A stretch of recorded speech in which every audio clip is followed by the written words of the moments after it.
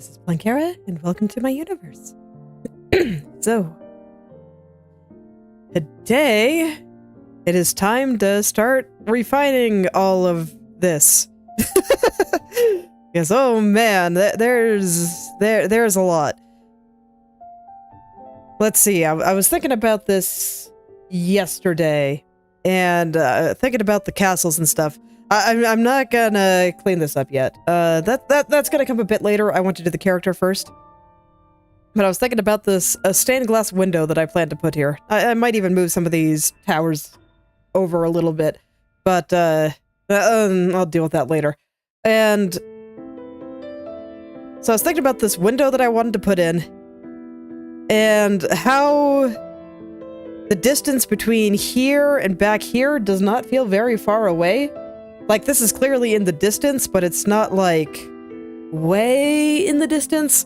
And so it was occurring to me that I'm probably gonna have to put a few details on here, just hints of windows and other structures and stuff, just because it is kinda close to us. Like, not really close, but not, like, where I could, not quite to the point where I can get rid of all the detail. Like, I think the detail that I have over here on this mountain, where I show a little bit of a path, is an appropriate level detail that I want to put here, and it'll kind of sink in, you know, much like this window is. The contrast is very low. So that is something I'm going to plan for eventually, and then right now this is like solid black, and I realized that that was actually a placeholder color that I just never changed. So, I probably should do that, and I actually have a bunch of stuff drawn on the wrong layer here. So, oops. I'm gonna go put all of this back on the correct layer before I do anything else. So let's get rid of all of this.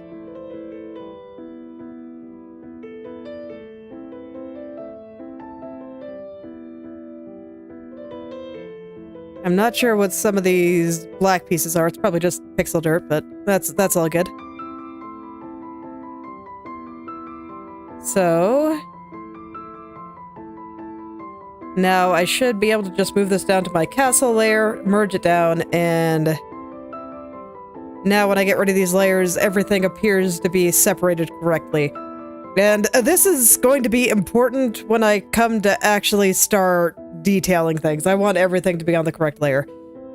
All right. And instead of calling you more castle, I'm going to call you foreground. Foreground is a bit inaccurate, but I just wanted to be a little bit more specific there. Okay. So what I'm going to do to pick this color is I'm going to pick the color that I have here, block this layer, and from there, just kind of lightly brush over it and make it a similar color, just a little bit darker. And once I'm happy, I will pick the color here and just color in the whole thing. Maybe a little bit darker. I want a little bit more contrast. And I might even hue shift it just a touch. Yeah, make it a little bit purpler. Okay, there we go. So now when I put the foreground back on, it all looks very misty, and I might add some more misty effects there. I guess just to give you an idea of what I'm thinking, I don't think I want to go too hard into this. But just as a starting point, I'm just going to pick a color here. Maybe more like this one. And what I'm gonna do is just, you know, this kind of thing. Where we had a few little horizontal clouds going through some of these spires and stuff. Just to make it look a little bit more spooky. Something like that. I'll go ahead and leave that there because I think that looks fine, and I do think it illustrates the idea well, but I don't really want to go into detail at the moment. I want to work on Runie. I'm just...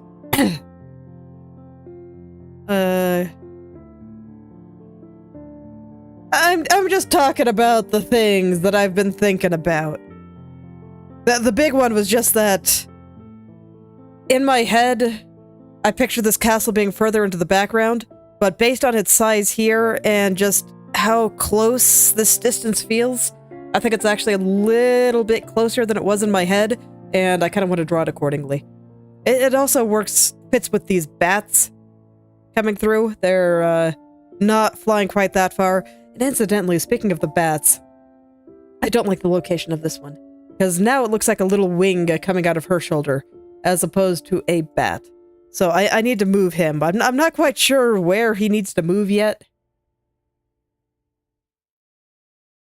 So I'm not quite sure that's gonna work out. My first thought was, I don't know, can I put him up by her head? And then show a little bit of a little bat body instead of just being 100% wing. And have something like this or something. It's a little bit more convincing. So I might do something like that. Sure.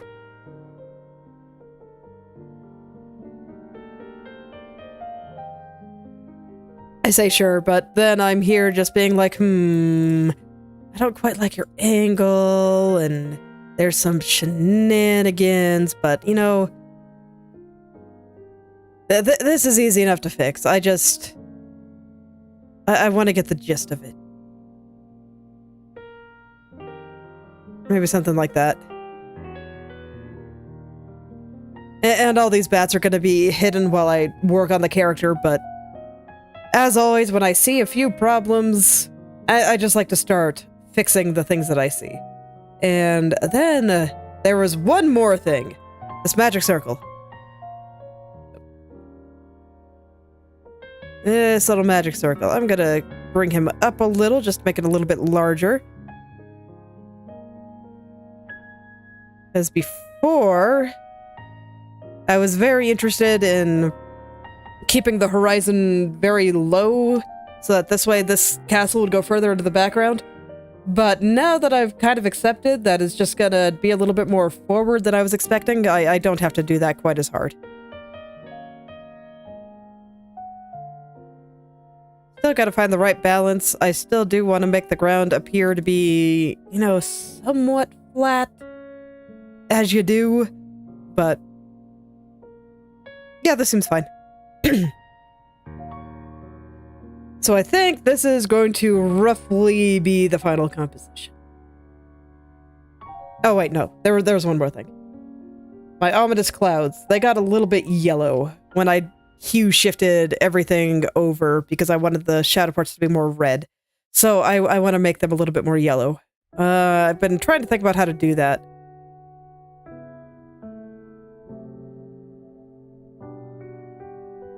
Let me see. Can I just throw in a little bit of color balance here and make the highlights more red, please?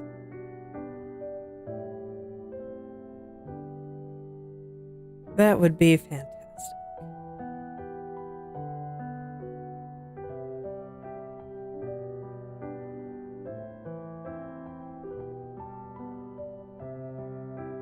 I guess I'll go ahead and kind of bring out the shadows too.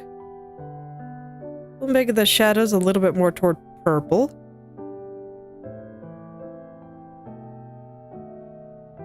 And the highlights a little bit more toward red. Right now they're feeling a little dark to me though, so we will need to throw some yellow in there just to kind of balance that out.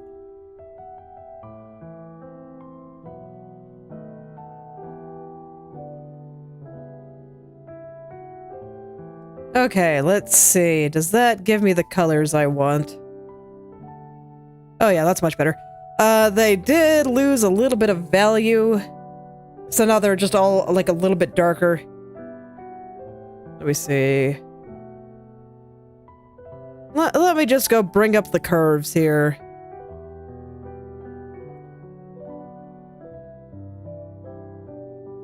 And we'll just bring it up this way. Okay. Oh yeah, that is so much better. I mean, look at the difference here. Now the colors match. Okay. And is there anything else I want to do? Yes, there was some stuff with the moon. I thought this side of the moon was too dark.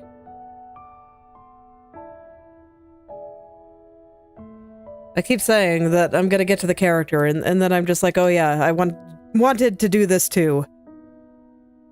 Welcome to art, I suppose. It is like that sometimes.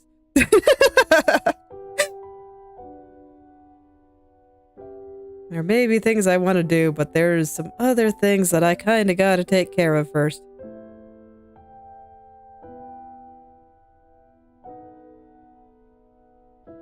Oh wait, I have you set to erase right now.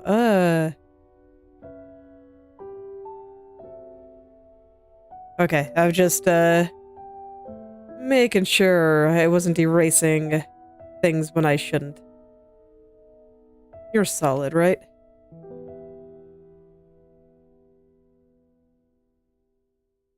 I can't actually tell, because now I'm afraid I erased part of it. I'm just gonna go all the way back. Okay. Let me take back the clouds a little bit, and now I will make sure that I am not in eraser mode. And we'll just lighten things up here a little.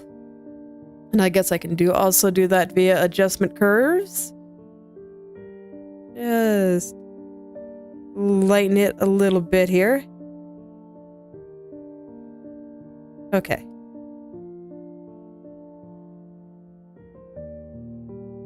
And I think I'm gonna do one more thing with this moon. I am not quite satisfied with the glow.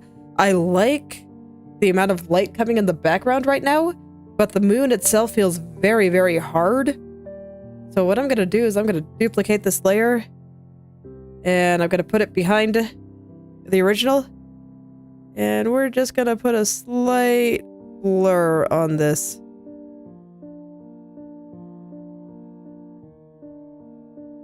Okay, that definitely helped a little. I do feel like I need a little bit more. So I'm gonna make another copy, do something similar, except this time it is on top. And I'm blurring it just hard enough that I see that edge going off there, and then I'm gonna, you know, change the blend mode a little bit. Let's see, what kind do I want? Yeah, lighten does what I want. So there we go, now it's not quite so harsh. And I do think that looks better. I might soften it up a little bit later, but this is fine for now. So, let's actually get to the character like I intended. I'm gonna go ahead and collapse some things. What the heck are you supposed to be? An old layer I don't need, I suppose. Yeah, and I'll have to redraw her back hair at some point. Actually, you know what? While I'm worrying about composition, I should definitely do that now. Okay, so I'm gonna get the color first.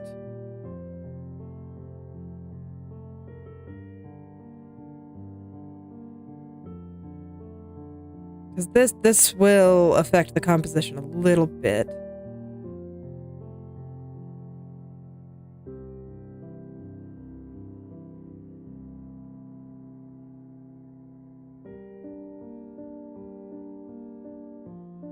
Okay, no, I had the shape all pretty good still.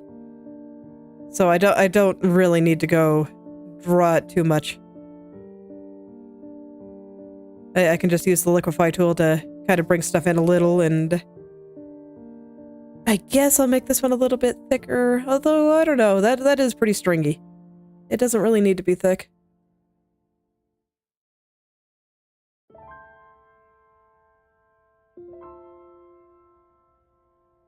The importance of actually looking at the thing that you are trying to draw. That's why I have her right here. Most of the time when I do these things, I actually do tend to have my references out in just an internet browser instead. Just because, I don't know, it removes the temptation to copy things instead of think about it. But, you know, for the sake of letting you guys see what I am doing, it's here now. Okay, and I think that's good. Okay.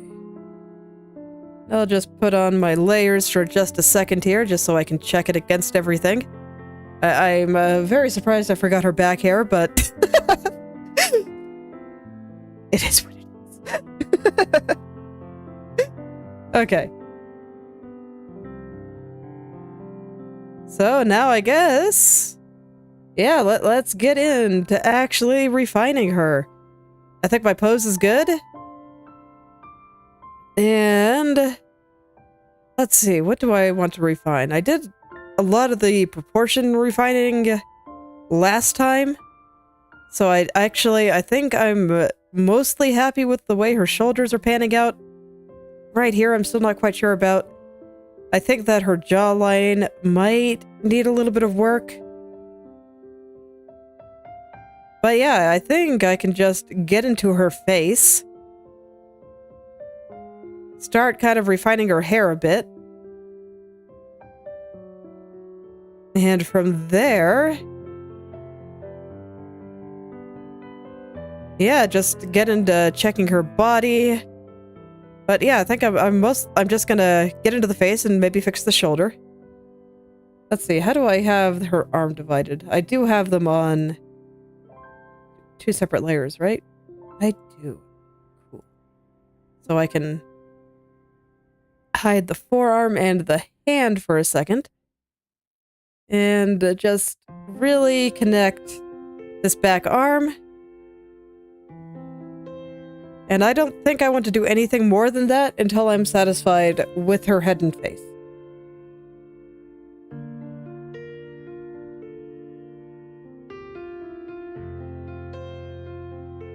Because that might change how I shape these shoulders. And I think this one is probably going to go down a bit more. But like I said, I want to shape her face. We'll hide the hand for now. She will just have a lovely arm stump. Still looks very cute even in this state. Okay. I will go ahead and hide her hair for a little bit. And I had her head square to help me understand it. But now I think I can round it out. I will leave the tiara on. The tiara is actually kind of useful here, because it'll give me an idea of where I personally think that, not quite the top, but close to the top of her head is. And how I've had it drawn so far. And I can already see, just based on how I have the tiara there, that it probably needs to come a little bit further down, actually. Because I think that her forehead... Let me take another look at where on her head it is. So her hairline is, like, right about there. The very crest of her head is right about here. So it is... How would I describe that position? It is above... significantly above the hairline. So where is the hairline on mine? I'm just gonna draw that directly on the head for now. Where do I think her hairline should be? Let's see, we're gonna have some eyebrows, like, right here. Maybe I should draw the eyebrows, too. I'll just leave them black for now.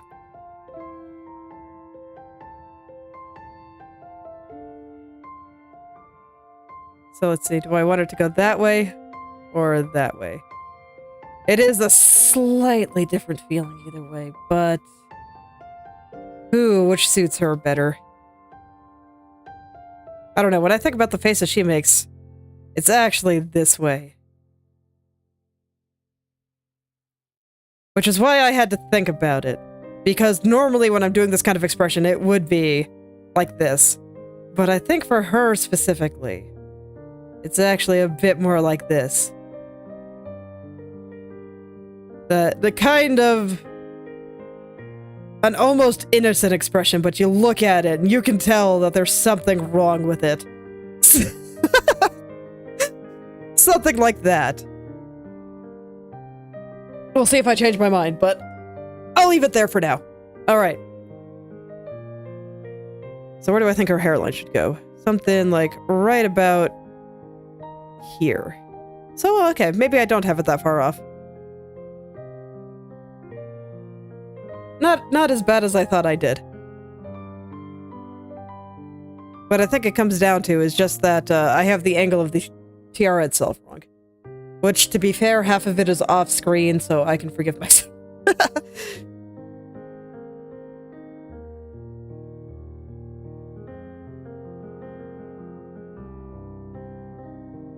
So I kind of want to push it back a little.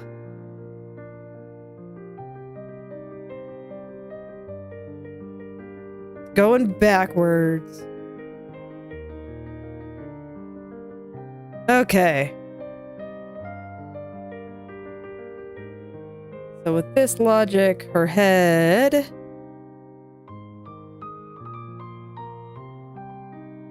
We'll have a cheek over here.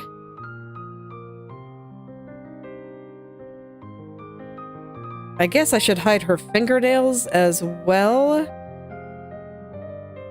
I'm gonna group these together, so this way I can just hide the whole thing. Okay. Because right now I just kind of want to focus in on the head and get all those proportions right.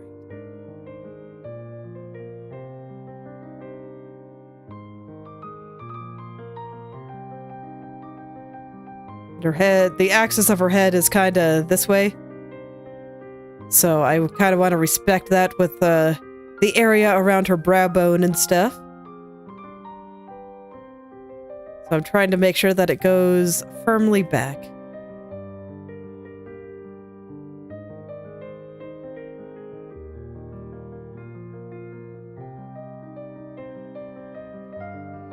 Okay. I think this seems all right here, and yeah, part of the reason that her jaw feels a little bit weird is because I am not respecting that axis, and it's probably contributing to why I thought her neck felt a little bit thick as well.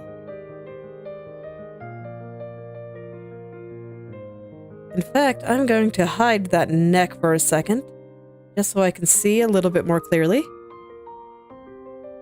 Clear out as much of this pixel dirt as I can, so I don't have to worry about it later.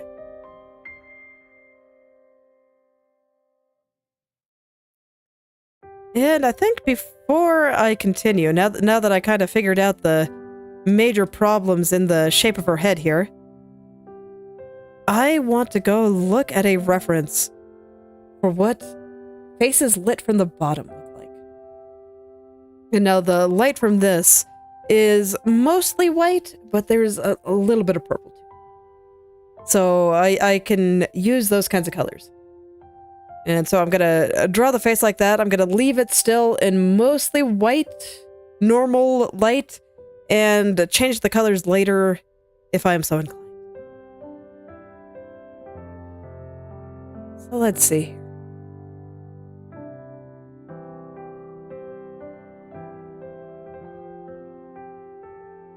I'm gonna go ahead and let's see, lit. I'll just start with the face for now.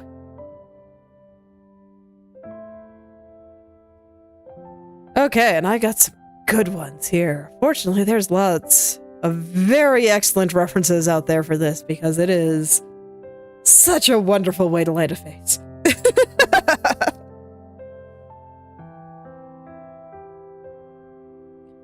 Okay.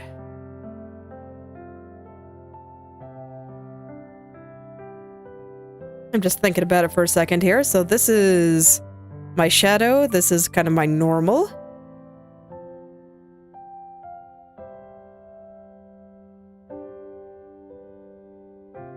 I don't have it all refined yet. But we're gonna get something like this. Or the... I'm gonna leave most of this purple because that's where the hand is gonna go. So I'm not really gonna worry on that side. And then we have a dark spot up here at the top of the chin, and it gets light again. I may or may not keep this little shadow here. I think it will depend on my mood.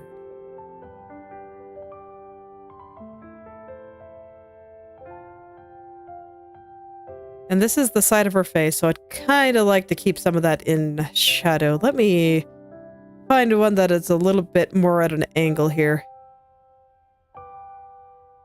Okay.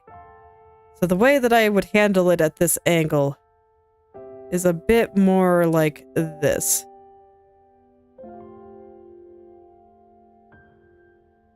Where the light kind of wraps around her cheeks. And down into the side here. Okay. And then we're going to get a bunch of light around the nose. I'm not quite sure I'm going to handle that, since I do just draw the little stick there, but this may call for a more detailed nose. But I will decide that a little bit later. Okay. Since I do plan to make all this a little bit more detailed than I normally would. Okay, then there'd be a light on the upper lip here. Bit of a shadow on the lower lip.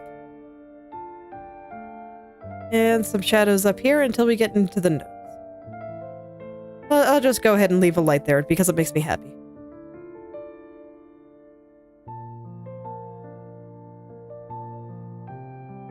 Okay.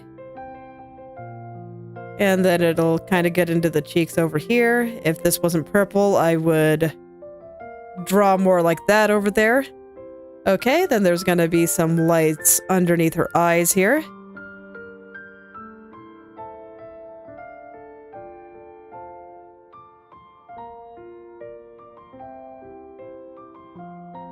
And on top. This part that is normally all shadowed, I will put in the light now.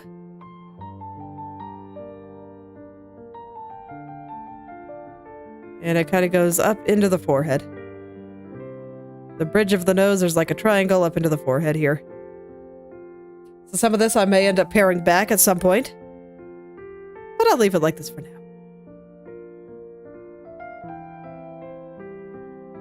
And I imagine exactly how a lot of these shadows work depend very much on the actual shape of someone's head. But I think this is good. I feel the structure there and what I'm going for. And that's kind of what's important at this stage. So let's see, am I happy with the shape of your head here? Yeah, I think so. So I'm taking a look at necks and seeing how the lighting works for them. And it does look like I was kind of correct in how it's done. But it is actually darker than on the chin. So that's worth keeping in mind. Okay, I'm gonna go ahead and kind of finish shaping it all now. Make sure I'm satisfied with this jawline and her cute cheeks and all that good stuff. I just wanted to put some lights on there to kind of help me see the various forms of her face.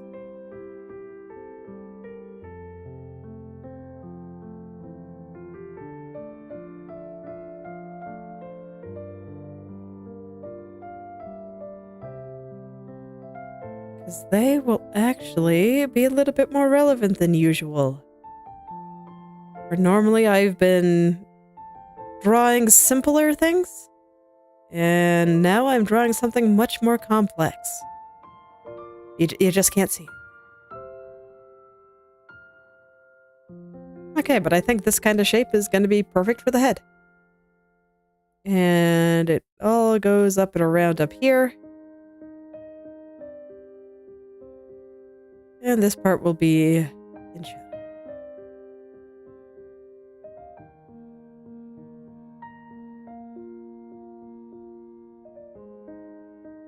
Okay, and I will adjust the shape of her tiara accordingly. Fortunately, there's not much to adjust, but I think that is about right. I'm gonna go stick her hair on. And now I should be able to use the shape that I just drew for the head there to shape the hair correctly. So let me take a good look at her hair here. When it comes to character impressions in anime, it's actually pretty important to get the shape of this like front and side hair really close to how it is in the original. It will look much more like the character you're trying to draw, if you're able to do that. Hair is a little bit more asymmetrical than I thought it was.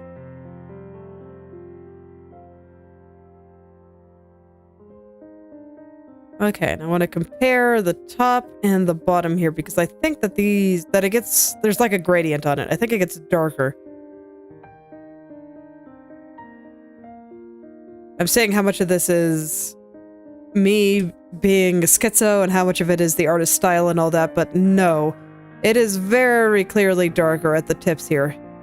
If you look at the back view, just comparing these, there is a slight gradient to it.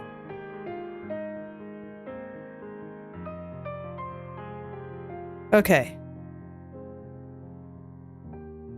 Let me see if I actually have the color selected correctly for the back hair then.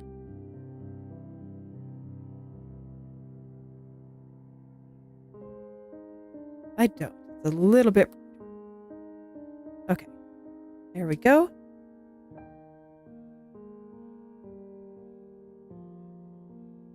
So this also means that this bit of hair that's coming out here should fade into a gradient, but I'm not going to draw the gradient yet.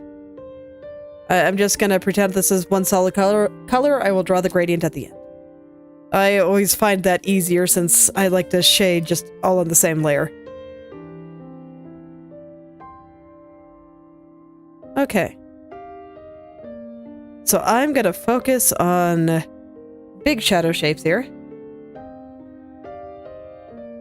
So let's pick some nice big shadow color.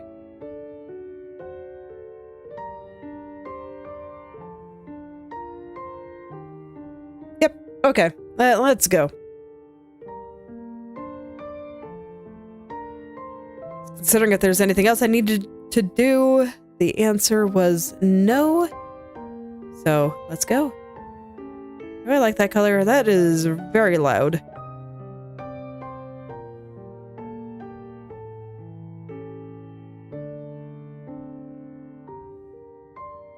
That is a little bit better. I think I want it to be a little bit less purple though, so I'm going to make my color a little bit more gray. I hate it. Okay. I want it to be a little bit less purple. I'll bring it over more toward the reds. Okay, that's good.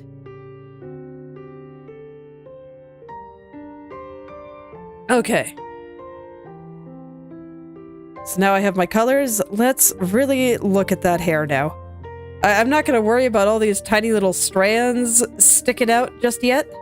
I just am going to go for the large shapes. I do think her eyes are a tad large.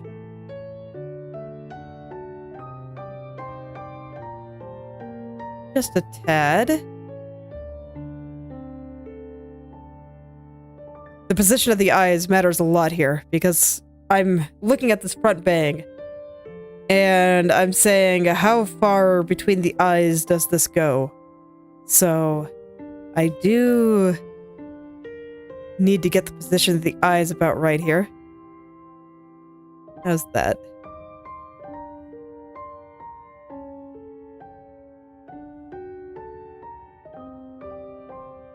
I'm gonna go ahead and put in an eye white, because I mean, you notice that the corner of this eye is sticking out.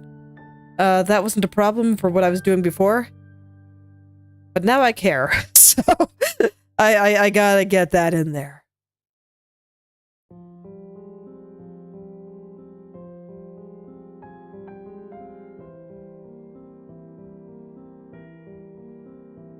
Still rough, but that's okay. Everything is going to be a little bit rough at this stage. The way it should be. This way I can freely put things down as I think that they should be. I can move things around. And just, you know, get everything to where it needs to go. That's always the first step.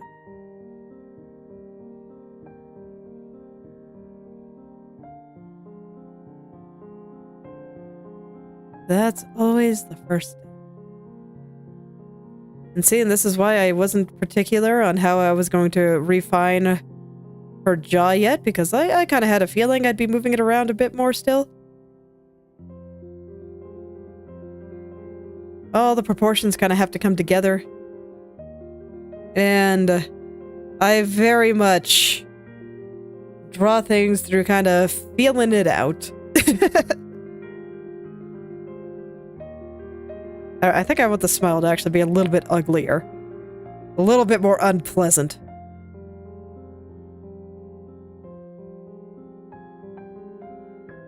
But you know, a good kind of a little bit unpleasant. In a good way. I think I'm gonna make it a little bit steeper. Let's see. This is where I get to have some fun, so... Expressions are a blast, especially in anime. It's why I keep drawing like this.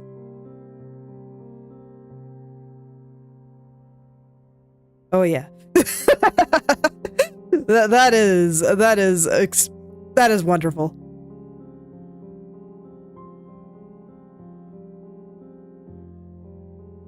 Although I do need to angle it upward a little bit more just due to the angle of her head. But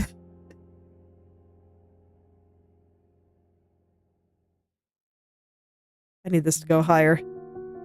I want that smirk to be smirking.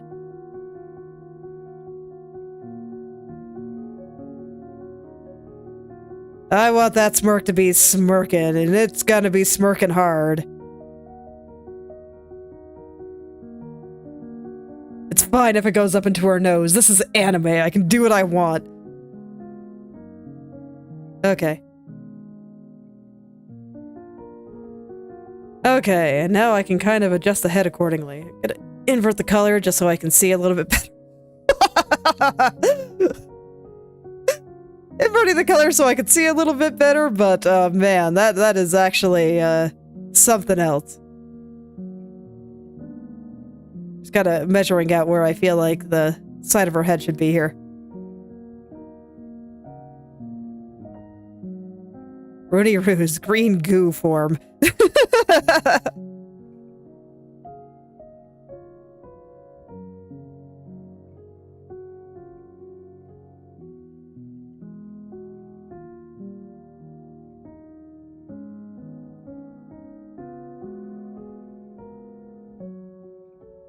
Okay, how are we doing? How are things without the hair?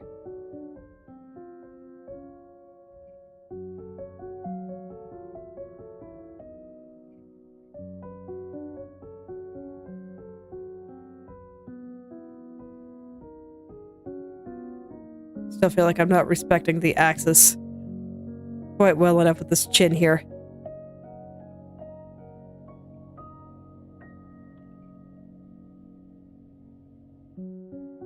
Okay. I think that's probably okay. Let me switch it back. Yeah, and I mean, her hair will mostly be covering her ears and stuff. But I think this is all shaped correctly. Let me check the position of her eyes here. They going across the face. Okay, now. The corner of this one, I'm going to bring up a little.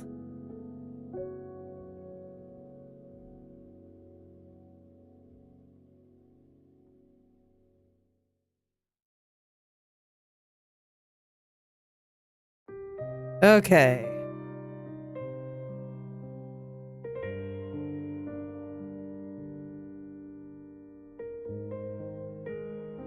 I think I want to bring him up a little. She needs to really be looking down on the viewer. And I do think that means her nose and stuff needs to come up a little too.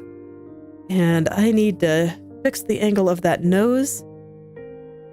Like, her eyes are going across this way, but her nose is still very straight. So let's get this pointing upward like the eyes are.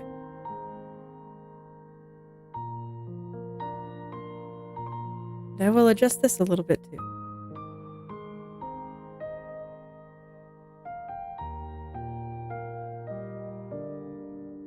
Okay, and don't mind the weird lighting just yet. That was just some basics to help me feel out the face there, and I think it helped. I am much closer than I was. This eye, however, still needs to come down.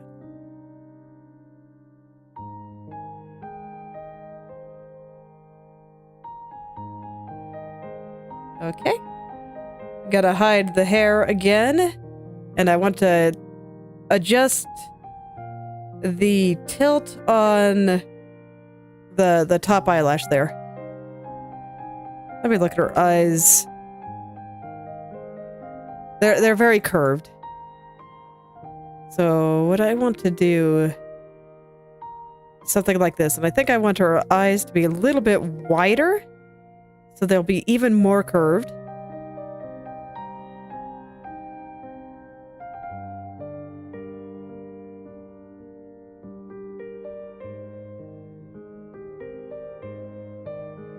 So let's get those curves in there. She looks like she is planning something, so I am happy. That's exactly what I wanted. But now I'm seeing it, I'm just like, oh man, I don't want to be in this room anymore.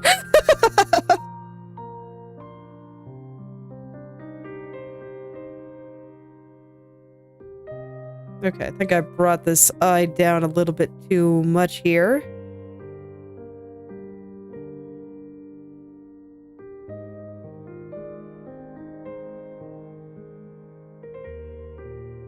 Okay.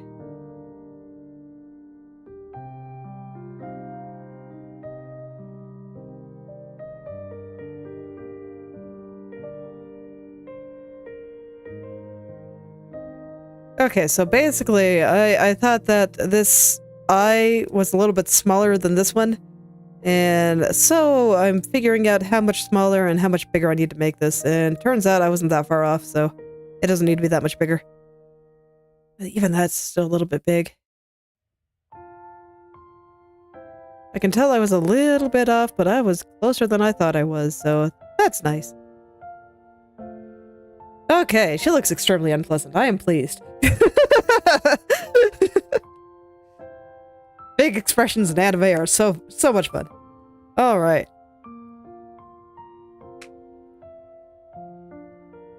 All right. Let's see here. Now that I feel like I have the eyes a little bit better, I can go back to my plans and actually do hair, and I think I lost my hair shadow. Oh well, we'll get it again, it's okay.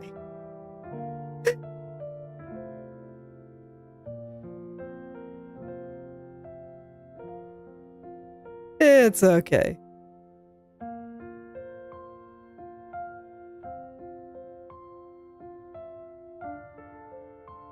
Alright. So now that I have that, I'm thinking about how this Big Bang is sitting on her face here. And you can see that it actually goes a pretty good distance away from her nose. To be fair, I do draw the nose a little bit differently, but mostly I think it just means that this hair is going to be curving a bit more just due to the angle. So it'll be sitting on her face just a little bit differently. So I think something like that is going to be pretty alright.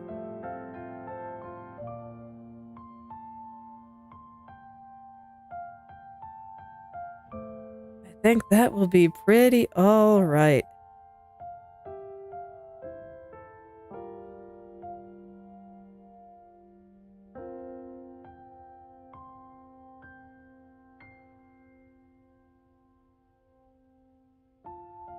Okay, and I can see that this strand just goes over the corner of her eye. So I have this a little bit too steep. My god, she looks absolutely insane here. I think I might have got a little bit too hard. She's supposed to look maybe a little bit more subtly evil. It's okay, I'll leave it like that for now. I think it'll get there once I render all this out properly. Okay. And then I see that the hair here, we get this little strand coming down. Kind of at the edge of her eye here. So that'll be kind of sitting on the side of her cheek there. Goes down to about her neck. I can see that it lines up with the neck there. It won't go down quite that far on mine due to the tilt of the head. But it's still quite long.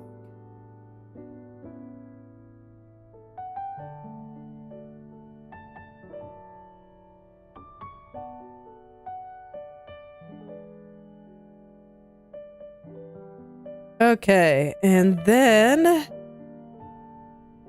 we have this big strand here. It looks like we see kind of the side of it, so I'll go ahead and put in some of the shadow color there. And this guy will be kind of going behind her head a bit here. So we'll see more of the side there, and it'll just kind of disappear. I don't even think we see these little strands. We see this one. Maybe a little bit of this one, but not these ones.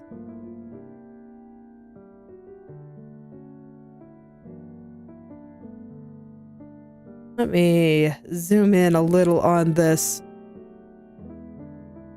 Okay, basically I was wondering if this strand actually went into the hair back here, but no, it doesn't. I can see the structure. It goes here, it has a point here, then it comes back up, and there's just this little strand that kind of loops around. So this isn't a strand, only this. Okay. So let's see, how far is that tip there? Just like halfway between the eye and the mouth. So I'd say that mine is probably good. Maybe a little long. Okay, and then we got little strand out here. Just a little guy, just coming out. And another little one right over there. I think that's a decent spot for it, so I will keep it. I don't like the curve on him, though, so I'm going to redraw it. Whoop. Whoop. There. Okay. Now I just got to connect all of this into her head. And since I did take the time to actually get the shape of the head without the hair, that is easy.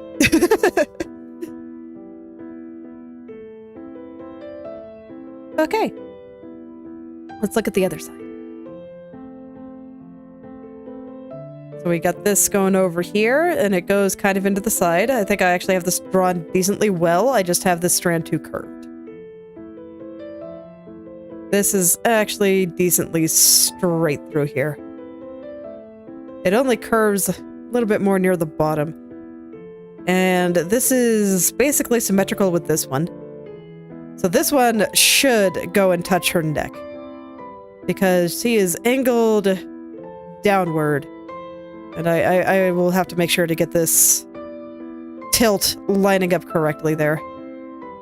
Because right now, this is way steep.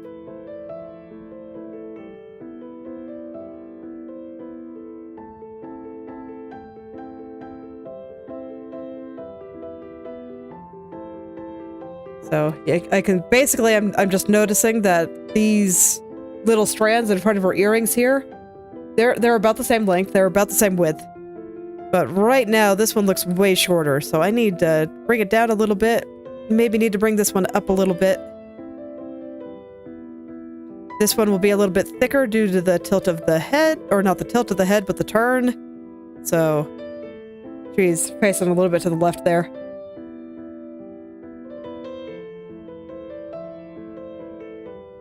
A little bit to the left there.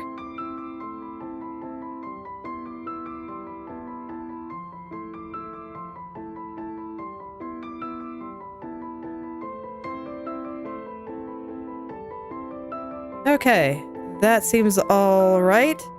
Next. What is going on there? So we have a bit of hair that's going off down into all of this.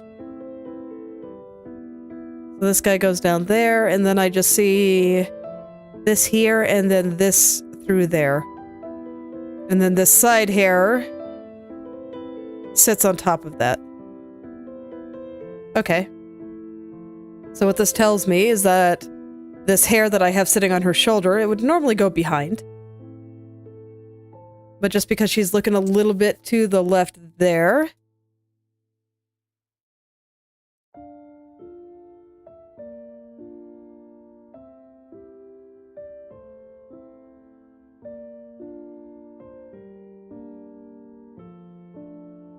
I'm gonna round out the side of her head here real quick.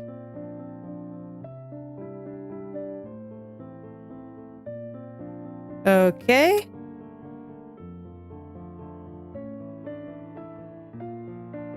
It'll come down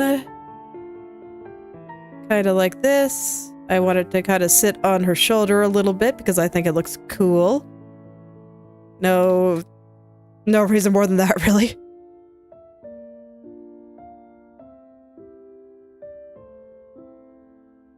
Okay. And I think I'm just gonna draw these strands that are overlapping just in shadow color for now. Until I'm ready to go and refine the hair. So how did they look? Okay, so it looks like it is one big strand, and then it has two little strands coming out of it.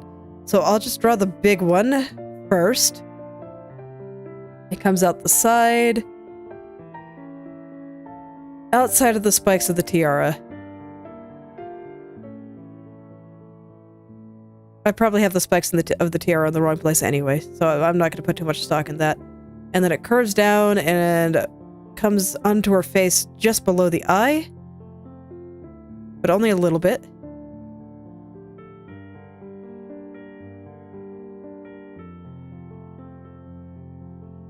Only a little bit.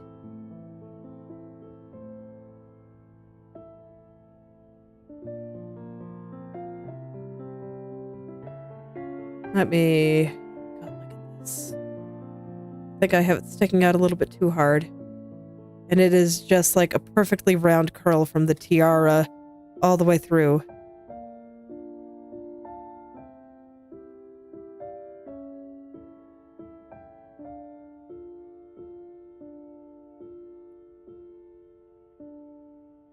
Okay.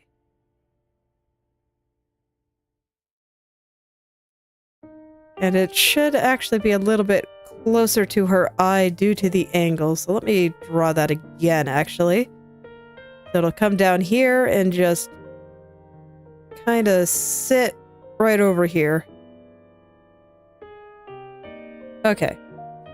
That is just a quirk of her looking up slightly. Okay, and for the sake of my sanity, I'm gonna go ahead and put some light parts on it. There we go. And I guess I'll go ahead and draw the little strands as well. So the first little strand goes in above her eye. So kind of like this. No, it should be higher. Man, that really has some curve to it. Okay. There we go. And the second little strand basically goes, like, straight down. How long are you? About the same length as, this one over here. Okay.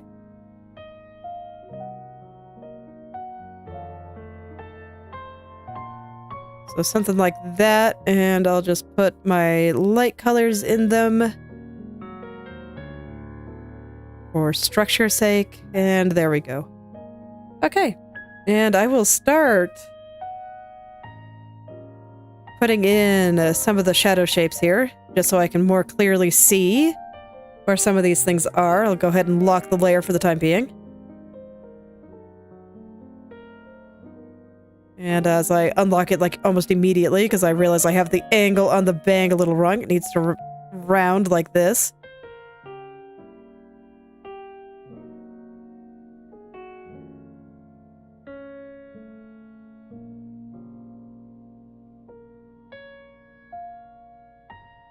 I'll just, you know, stare at the reference, go back until I'm satisfied with the shape. Okay. And here I am mostly focused on the general shape and not like making it look like hair or making it, what's the word? Rendered and pretty. This is not something that matters yet. Okay, so we have a little strand here that kind of sits on top of the eye. So something like this. And then a little strand here that just kind of very loosely comes out. Okay, and I think that is the structure of her hair mostly. Alright, let me compare it to what I have for the back of her head here. And that should finish off the shape for me.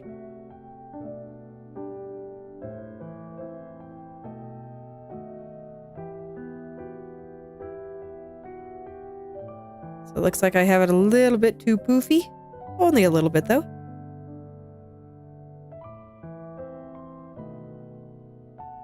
There we go.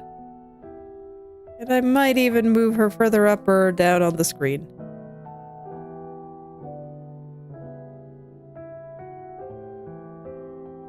No, I think that's a decent spot. How does her head feel right now? Does her chin feel long to me? Like a little bit, but... It's like with her head tilted up like this, I'm not actually sure if that's incorrect, is the thing.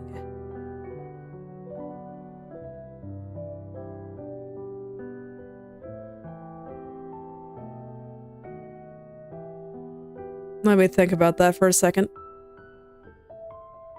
No, I think that's about right. Okay, I will think about other shadows. Let's see, we already know that this one's here. This one has a pretty long one going up. This is kind of like this.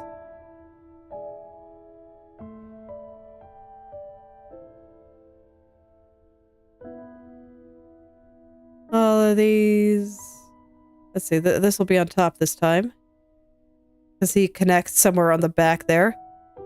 This will come up like this. And I'm just doing some super basic structure just to make sure that all of this hair is going where I think it should.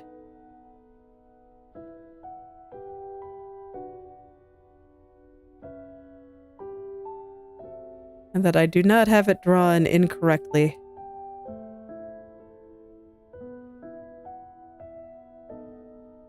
Maybe here. Can use a little bit more drapiness to it. There'll probably be some loose hair. Maybe I'll do something like this.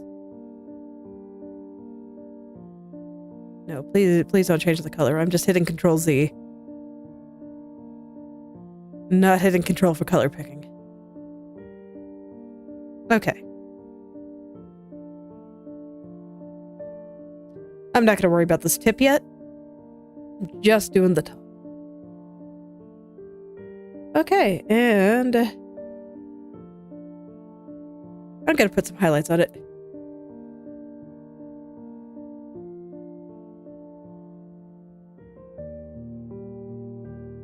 They're going to be in a slightly different spot than normal, because it's lit from the bottom. Normally, I'd want to put it like up here, the crown of her head, but this time they're going to be like down here, near her face. It's going to be fantastic. Let's pick a color.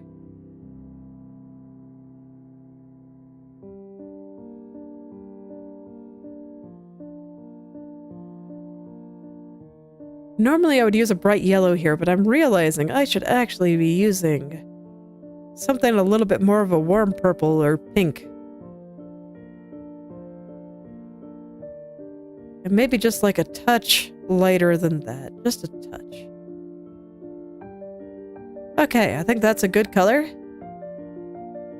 So let's go put in where these basic highlights I think are gonna go. I just kind of think of where the hair folds over her, face. So that there's always like a slight bit of curvature.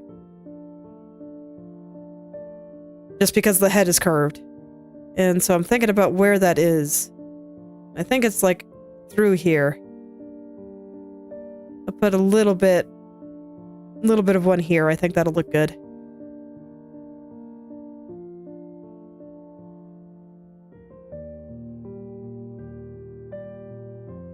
But I feel like a little bit inconsistent here. So let's actually pull that back. I think I like a little bit through here. I don't think it needs to be on this one. If I want this to go that far back, I don't think I do. I think it should actually be more like this. And then another little one kind of down there.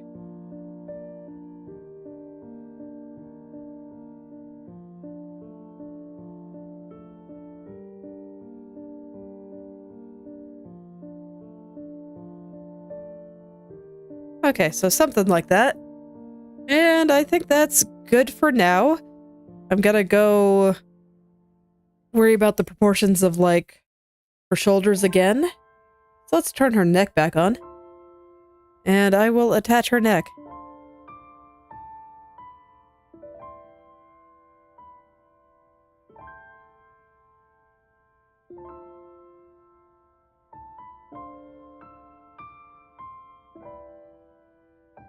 Okay. So it's kind of hard to see where her neck ends and her chin begins, which I don't think is going to be conductive to me getting proportions, so I'm going to add a shadow here. I might get rid of it later, but for now, just so I can see where her chin is, I'm going to make sure it's there. I'm still not quite sure. This cheek still feels a bit large to me.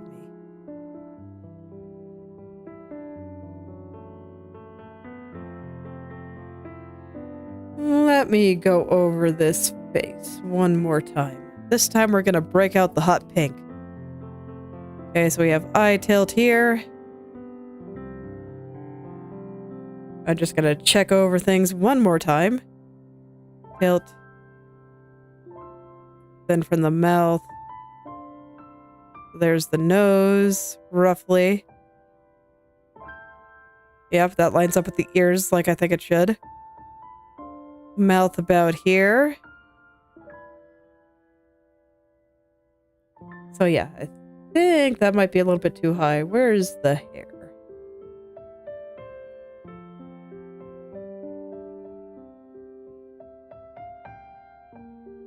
I'm gonna invert the colors on the neck just so I can clearly see it. Okay, no, I don't have it that far off, actually.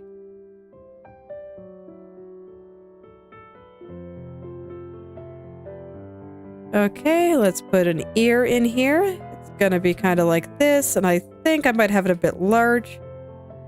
Just for the kind of cute little ears that she probably has. Tends to be how, yeah, anime artists draw them. I guess this artist draws them a little bit more proportionate.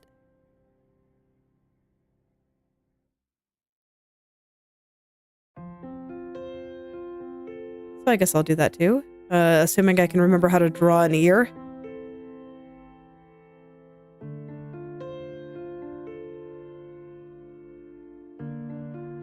The answer, not really, but I think I can fake it well enough that it'll be okay.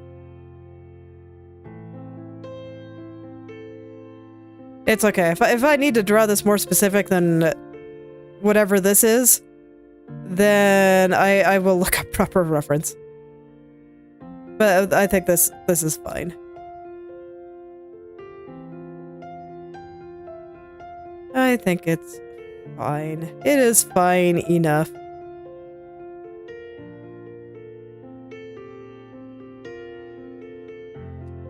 Okay.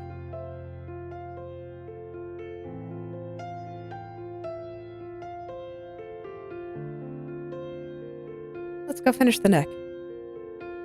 And then I can draw the little bit of, like, clothing on her neck there.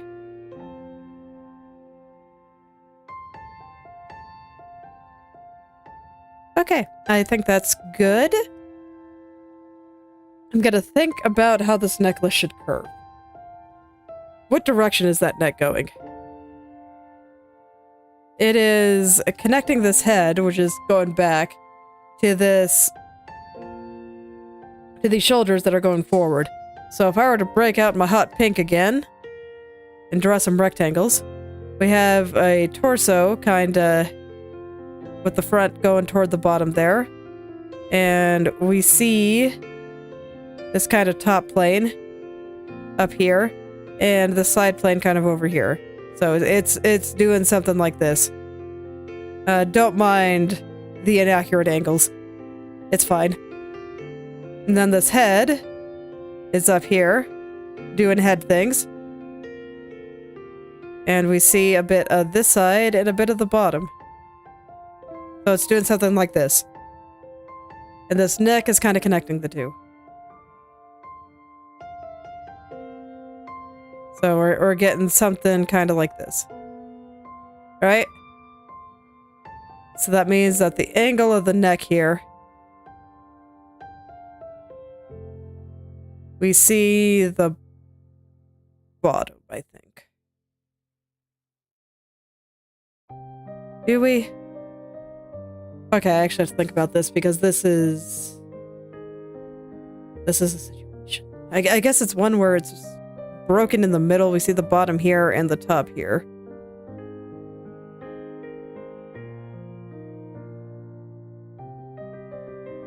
Yes? Because there's going to be a pinch here, and it's going to do that stretch over here.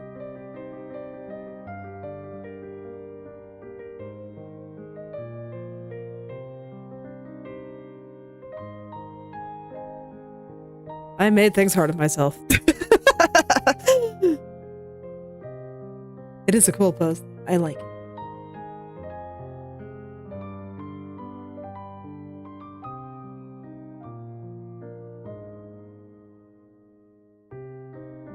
But no, I do think I currently have it correct. And the necklace curves this way. Just for giggles, let's see what happens if I try to make it curve the other way. If I try to make it curve this way. Yeah. It gives the impression that her body is twisting the wrong way. So I do indeed think that I have it correct. With it tilting this direction.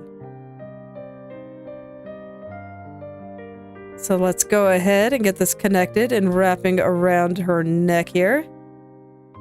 So that'll be this little choker here. My neck is a little bit thicker than the one on her model, but that's fine.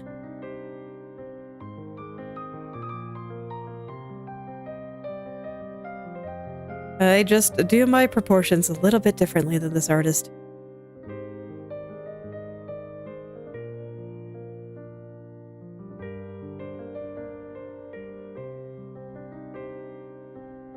I'm gonna hide the hair for a second since it does cover some of these things, so we'll go back to bald mode for a bit. It's fine, she'll get her hair back a little bit later. Once again, I gotta respect this tilt. This neck is going this way. Currently, I am not.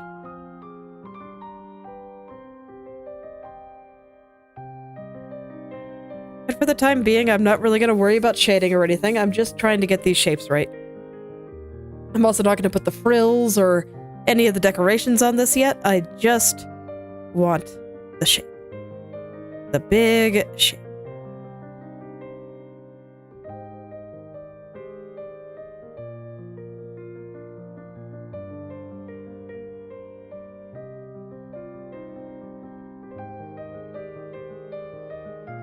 And we'll see a little bit of the top there. So I will put the little shadow on that just to help me see it. There we go. It wraps around her neck like that. And I think on the other side, it is under her chin, so we don't see it.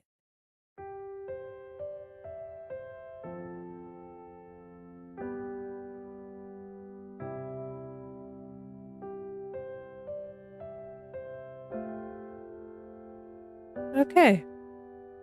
Now I can get back into the shoulders. Like I said, I thought that they were a little bit off. It's kind of tilted this way, but I have the shoulder a little bit too high. Let's just go ahead and shave off a little bit of the top there. And this will kind of become an arm. A fly has decided to perch on my screen and will not go away.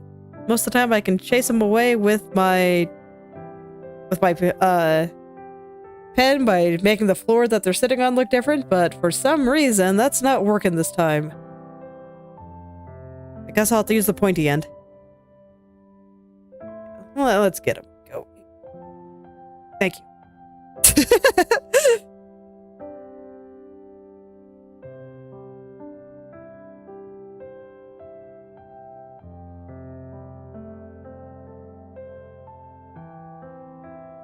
All right. How does this look? I've never been good at placing collarbones, but I don't know. Something about her just makes me think I should this time. So let me think about how this would actually work. We have a body. It's very lovely. This is kind of the top of her shoulders here. And this one kind of rotates backward a bit since I do have this arm coming forward as opposed to backwards like in my reference here. So this side goes a little bit up, so it's twisting. So this will show the top of the shoulder.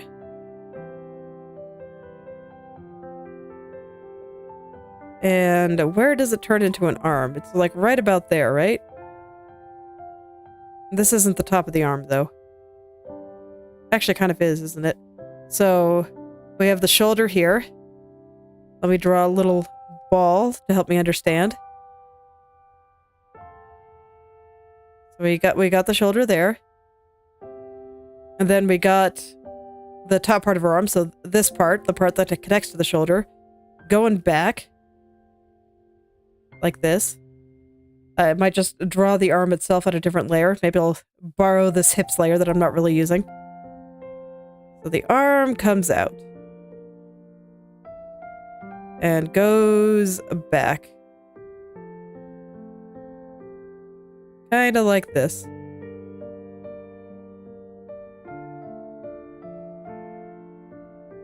And I'll draw some extreme perspective there.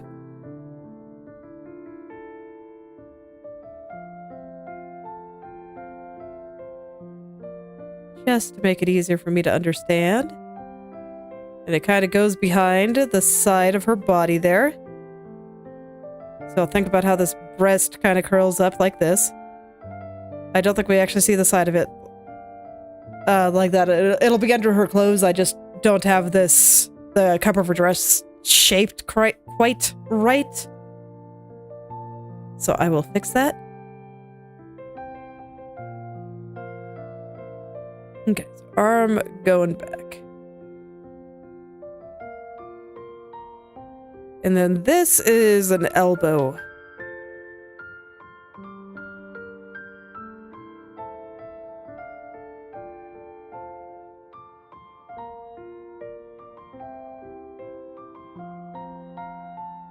That is an elbow. So I actually want to do it kind of like this, and it'll just go way back there. And then this light part will sit on top. So kind of like that, I guess.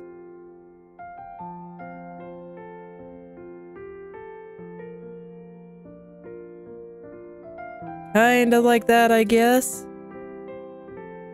I'm just going to show where this arm starts for the time being. I will have to get rid of this eventually. It doesn't really make sense for there to be a shadow there. Okay.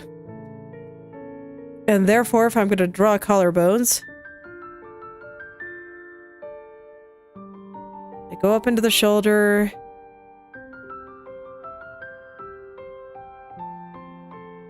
From the front. Remind me. Okay, yeah, you just straight up define it.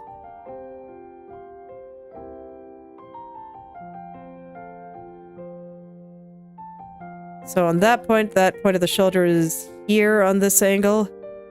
So it'd be like this. And like this. If I were to draw collarbones.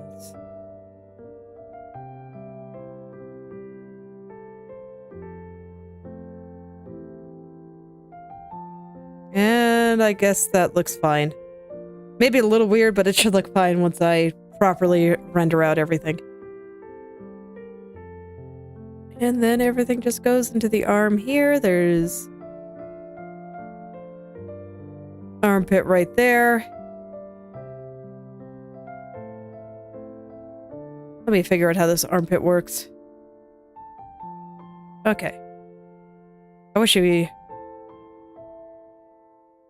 was wearing something a little bit more conductive to me feeling this out, but that shirt's not tight enough there. That shirt's not tight enough in the area that I'm looking at here. This one is. Okay.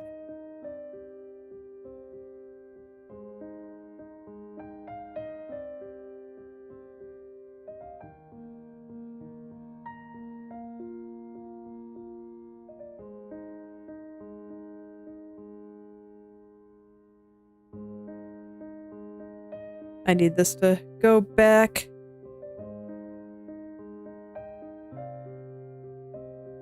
In order for it to look correct. And the way it goes back, I don't have it quite right yet. Let's try again. Don't worry, I will keep trying until I get it right. Out like this.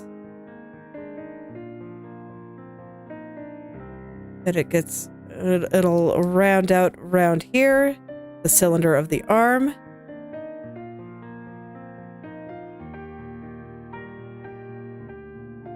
And it'll go back here very sharply.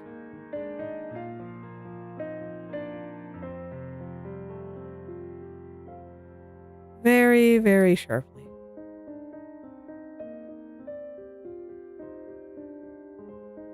I'm still not convinced that is entirely correct, though. Maybe I should draw this in hot pink. Let's do it. Let's get some hot pink in here. Okay. So, what I'm gonna do is I'm gonna put this like all the way at the top here. This is more of a hot red, but I guess that's also fine. And basically what she's doing with her arm is I am picturing just kind of going behind her back. Let me do the pose myself real quick.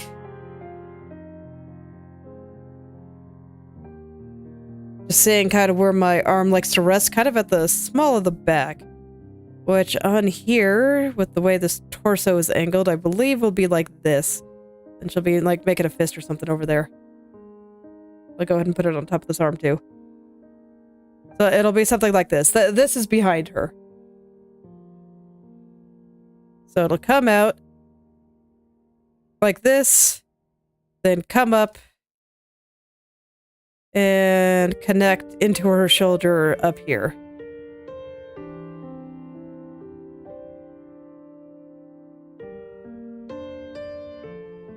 With her shoulder over there. Just push it over a little. Okay. I think I can make sense of that.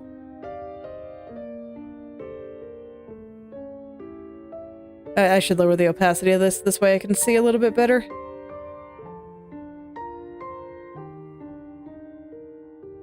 I do love me some doodling up on a layer.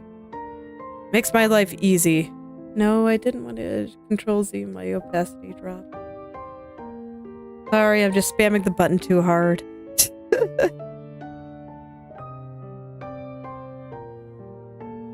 I think if I bring the shoulder out any further, it'll be way too wide. So I'll just do it like this.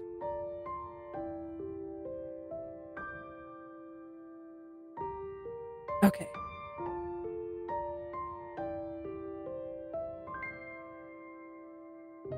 do the pose again to check something.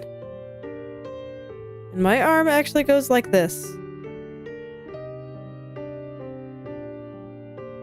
And then connects in.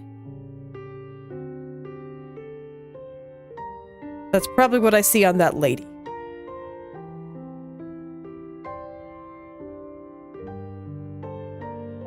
So I will send the arm out. And let it connect back behind her.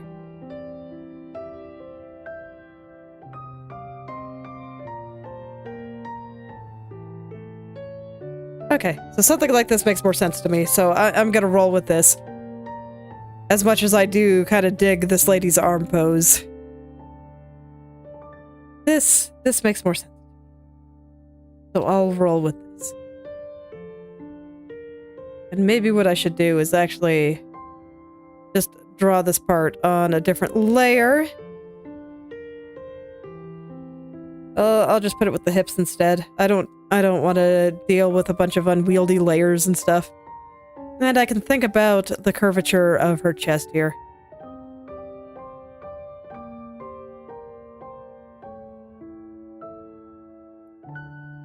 With this being lit from below, I should actually do everything a little bit more like this.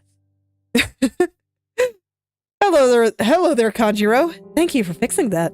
I do appreciate when people want to come by and chat. Welcome. Okay. And we'll light this part up.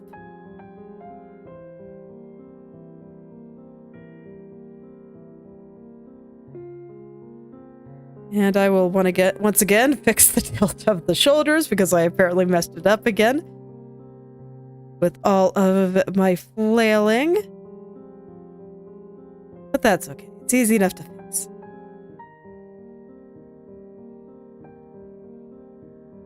Okay.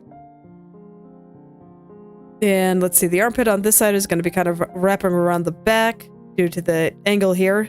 We see this side and we don't see that side. So let's shape this a little. Get her shoulder in there.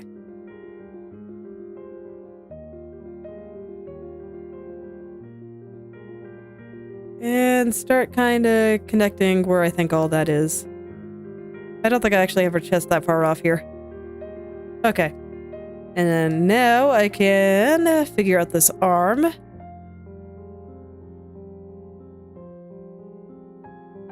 Thank you. I've been working hard on it. Right now, this is the point where I have to, like, figure out... basically, I got my ideas down last time, and now I have to actually make it look correct, and then, you know, later good. So I'm still just kind of figuring out proportions. Everything will be a little bit angular there, because I find boxes easier to work with. But after a while, this will all turn into something a little bit softer.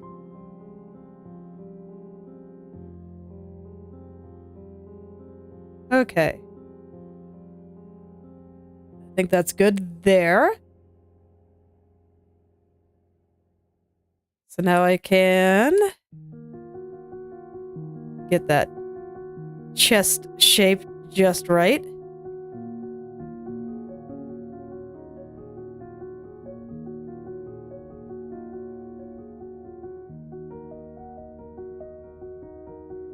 And with her armpit being further over there, I actually think that the top of this should come just a little bit further over.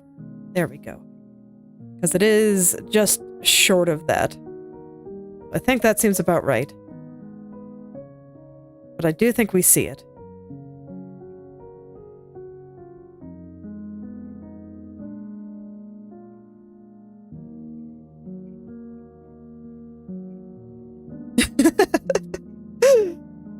Not sure if I'd go that far, but perhaps. It's okay. I just gotta think things through. Before, it was basically all just raw energy, and I was just trying to get the feelings behind the pose that I wanted down and all that stuff. And then the background. But Now I'm taking that raw energy and turning it into proper, comprehensible forms. And making sure that everything wraps around the character correctly and all that good stuff. That's why I keep talking about, okay, we see things from this side, but not this side. And I'm just thinking in terms of cubes, because I think cubes are easier than rounded forms, personally. And that's why her shoulders and chest here look very cubey. They will be rounded later when I no longer need help making everything comprehensible to me. I should put the colors on the neck back. There we go. Huh.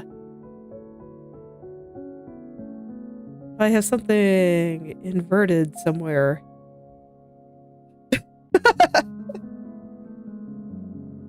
Dude, I had fun drawing that face. It was a good time. Where is that green coming from? It's not on the head. It's not on the neck. I guess it's on the body. Okay. What's the body doing up there?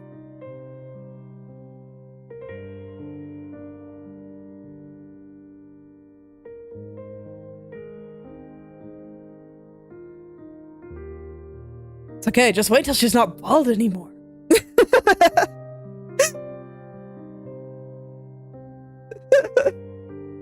Okay. So yeah, I think that's fine. Is her chest in the right place? Let me see, where's the center of this shape here? I can use this little brooch thing that comes out there to help me find the center. I think the center, based on how I have this drawn, is supposed to be like right here.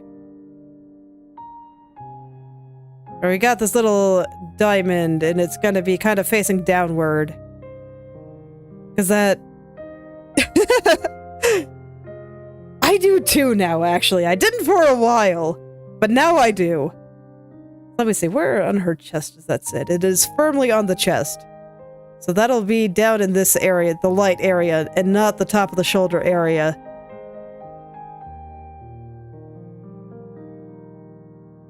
So... somewhere over here. I think it is larger than this. Little wingy things. I'm not gonna worry about the little wingy things that much. I just wanted to help me with the perspective just a little bit. And then... how are you tilted? This way. Facing that way.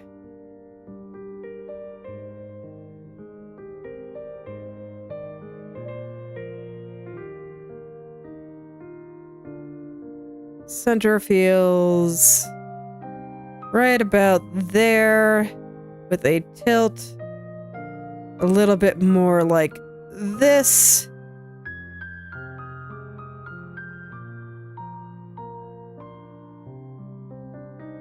Okay, so I do believe I have the center of her chest in the right place.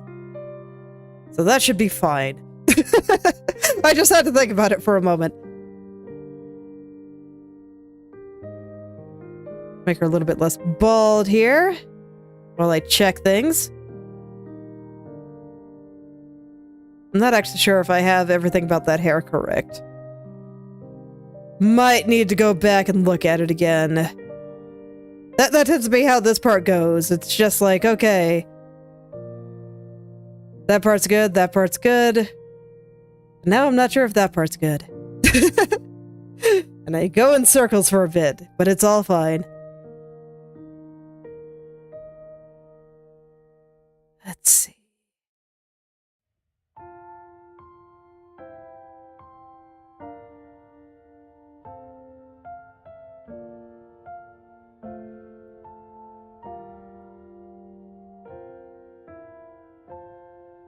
Because her head is tilted back a little, and I don't think I'm properly compensated for that. Some parts look simultaneously too long and too short, which tells me that I have a structural problem somewhere. So let's push things around a bit. Yep, it's okay. Don't worry, I believe. That's why I said a long time ago. I was always a little bit nervous about trusting the process, but now it's like, nah, I know it's gonna be fine. I got this. It just takes a little bit of time, and I really gotta think things through. Can't be lazy.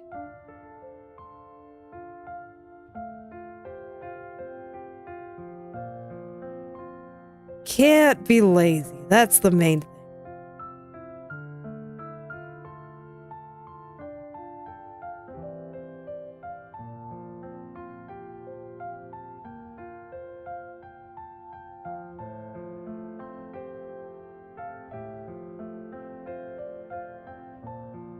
Okay, so here, I think I realized that a part of her little tiara here was not sitting on her head correctly.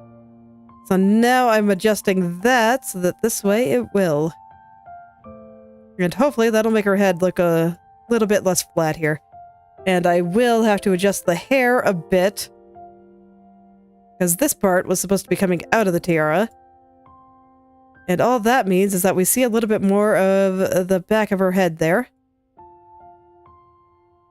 So I will draw more hair once I'm satisfied with the shape of this line that I'm adjusting there. This guy, right here. Ah, liquefy, you save lives. Makes my life so much easier.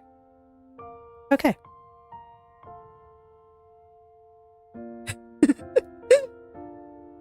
Yes, yes. Exactly. It just takes a little bit of time.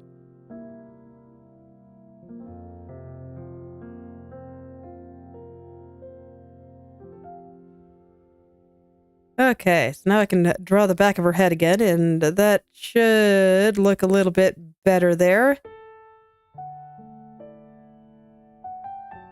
Just hard because I only see part of the tiara. Maybe I should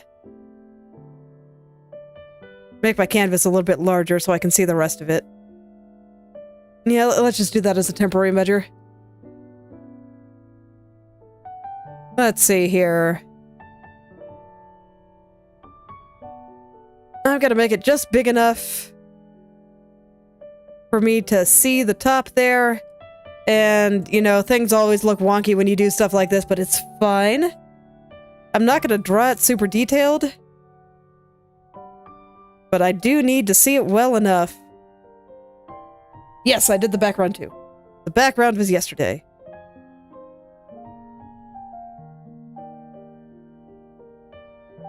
Let's get this on her head proper. And then I think that bang is fluffy enough in the front that it should affect the shape there. Oh, thank you. I am looking forward to rendering this thing. It's going to be fantastic. But first we got to get the structure down. Otherwise, I will have a bad time.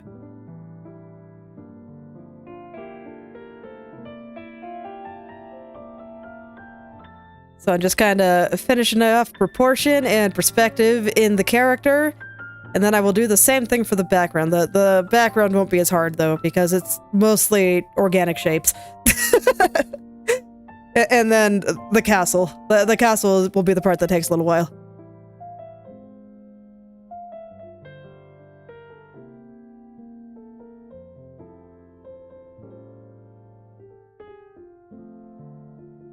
Okay, so that feels like it's wrapping around her head a little better here.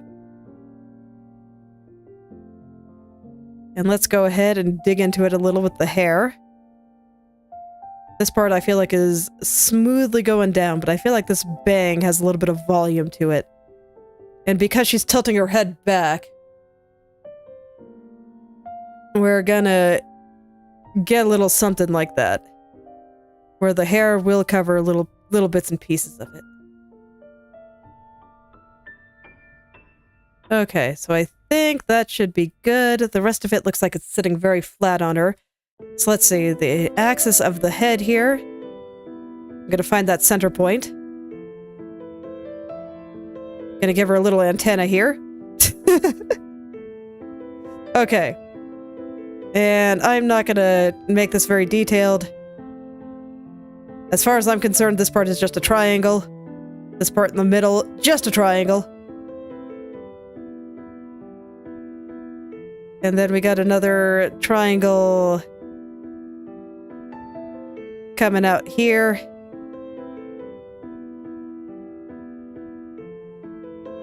Little piece kind of coming back. And then a bigger triangle out here. Okay. And any parts that need to be more detailed than this, I will worry about when the time comes. Okay, then just the same thing on the other side. This is going to be quite the thing to draw when the time comes.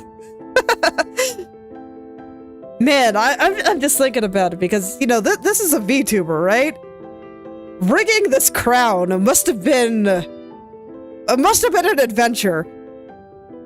That must have taken a while.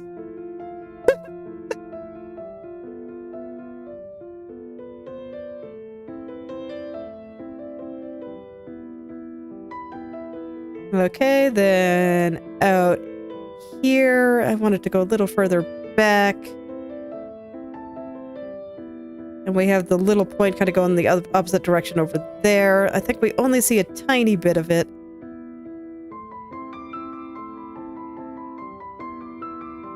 I'm gonna let this go a little further behind her head there. Okay.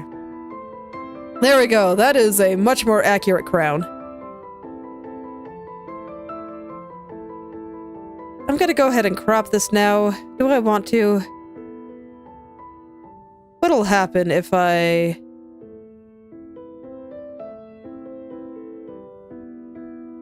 if I make it big again? Does my drawing exist there?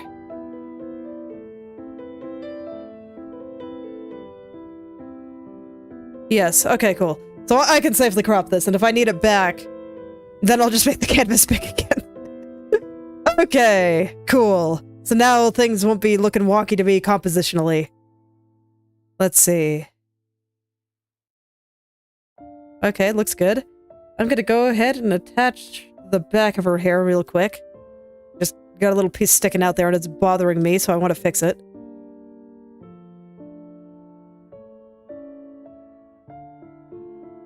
Okay. There we go, that's a bit better. And now her head is looking much more... I don't know. I don't know the word for it, but it looks better. So... looks a bit rounder. The volume looks a little bit more correct. And it looks like it's tilted back a little bit more. I could probably even tilt this further back if I wanted, but I think this is okay.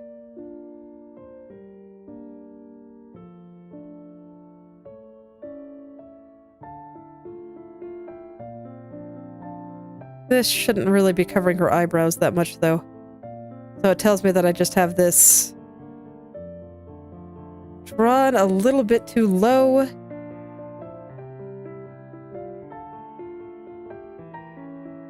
Okay, I just have a highlight there. And I think I wanted to follow the curve of her forehead a little, so I'm gonna curve it outward. She's tilting her head back, and that changes the shapes of some of these things compared to what we see over here in my reference.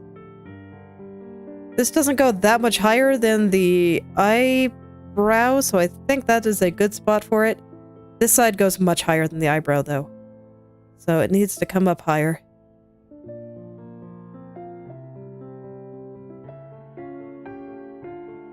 Just tried to figure out why her hair looked so wonky here. But there we go. I think that looks a bit better.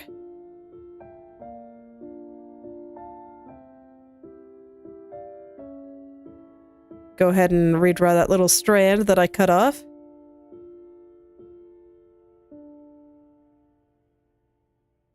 And that seems fine. It looks a little bit better.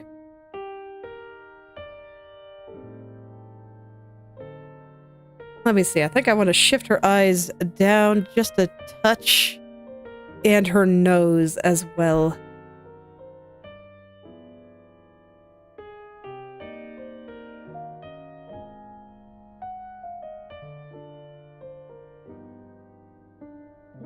Which will also mean I need to shift her hair down just a touch too. Easy enough to do with Liquify though. Continuing to save my life. Alright. That curl looking better, and... Okay. Let's see, still not quite satisfied with the volume of that little bit of hair here, so now that I feel like I have the tiara in a good spot, I can get this curve doing what I want it to do. See, he just kind of sits out at the side. Tiara kind of goes into it.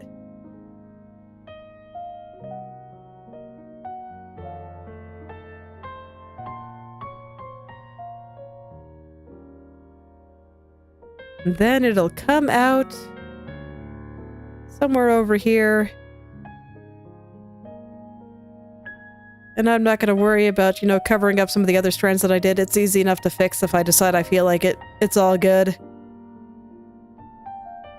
I just want to make sure that this is in correctly. Locked in nicely.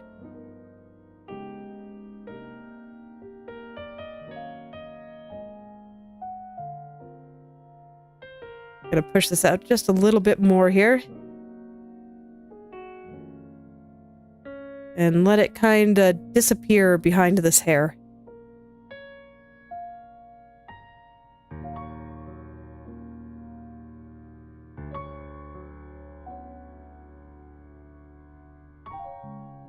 There we go. Okay. How's her head looking now? Little bit top heavy still. Okay, that tells me that this part is probably fanning out a little bit too hard.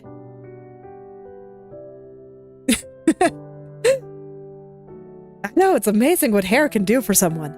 I just had to turn it off because I need part of it is covering the shoulder here, and I'll probably turn it off again when I go and work on her lower body.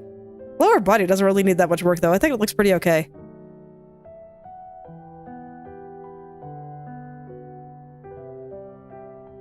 I don't know, I feel like it should be a little rounder than that. I gotta find that balance between round and curving back behind her head.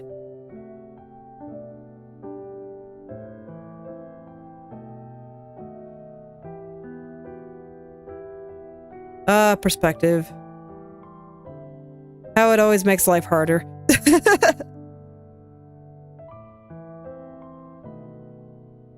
That will come much later. Right now, I am not doing details. I am focusing on getting the structure. And hair highlights help with that, because it tells me where the hair is curving. So that's where the hair got highlights before the eyes. The hair highlights will not look like this.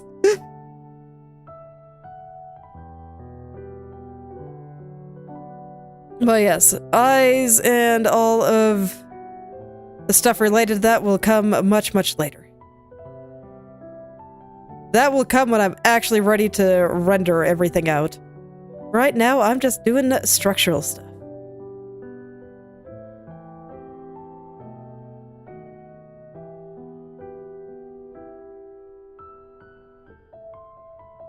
Everything needs to be in its place before I start putting in all the details.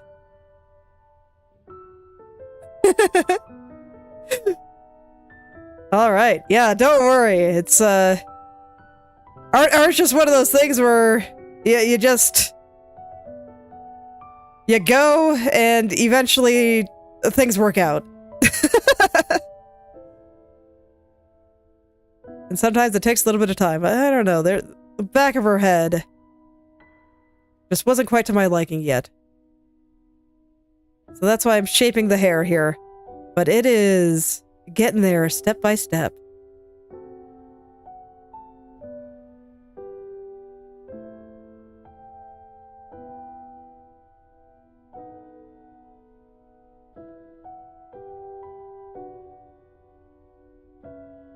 I just want this to sit on her shoulders a little bit better than it currently is. I'm just gonna keep tapping it with liquefy until I am happy. And I'm trying to avoid moving this one too much. But yeah, there we go. Now I'm really starting to feel it. Really starting to feel the curve of her head, and that we're seeing mostly this side of the face. And this side is kind of receding into the back.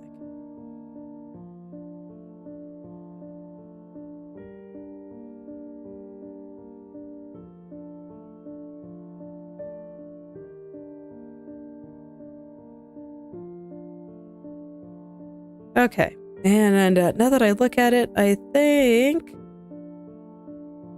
that this eye might be a little bit big.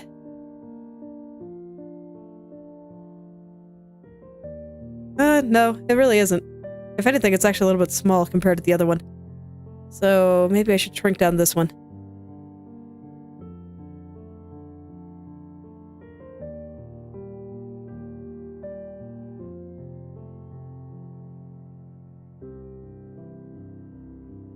Yeah, there's a little bit not quite on the front plane of her head there. Okay. Which means it is time to liquefy the hair again, because I need to move this strand so that it is in the right place relative to where her eyes are. And the eyes moved. Incidentally, this is why I'm not going hard on rendering yet. Because, I mean, imagine if I had rendered the hair there, and now suddenly I have to move it around. It's like everything would have gotten distorted, and I would have had to render it all again. Terrible. It would be so bad, but because everything is still rough, I can move things around as I like. And it's all good. And I can put the time to get everything looking just right when everything is in its place. Oh yeah. So this is going to be a little bit of just slow incremental progress.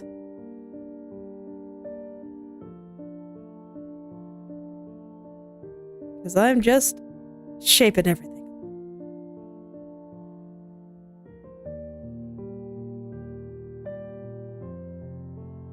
Let me see, there's something about the jaw here. I think this will actually be easier to draw than to liquefy.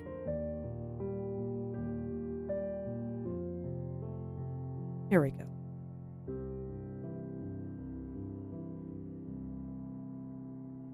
I want to check a reference real quick.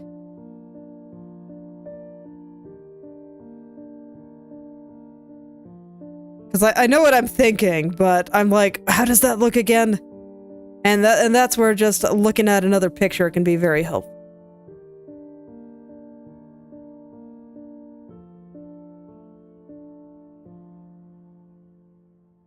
That's where looking at other pictures can be quite helpful. So I'm gonna go try to find what I'm looking for here.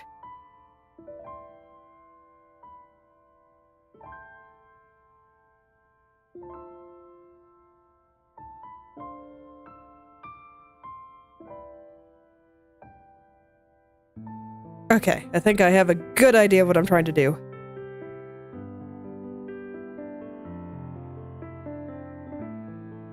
Okay, there we go.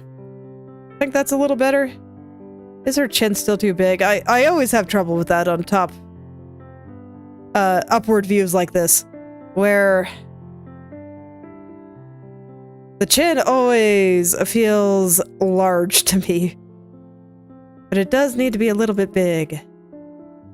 That's just how chins work. But I think I might have overdone it a little here, so let's tone it back just a touch here.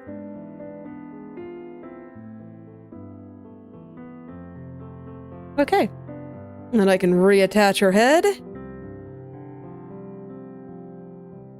And I have a little bit of room to make her slightly larger again, which I think I will take.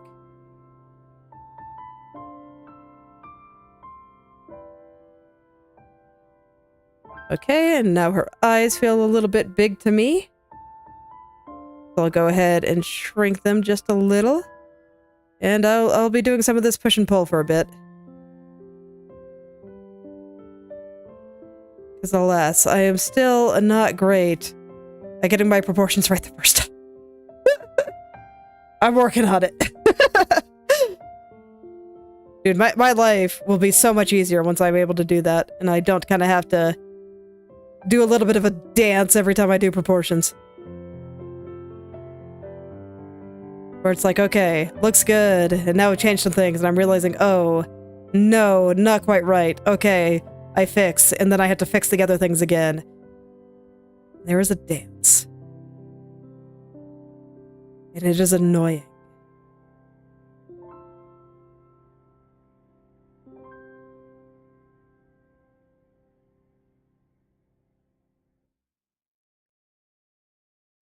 Okay. I want to curve this a little bit more nicely now. I think it is too thick. And this is where Liquify is having trouble helping me.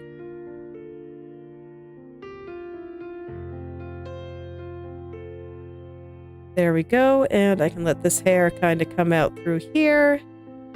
And just kind of sit there. Right on her shoulder.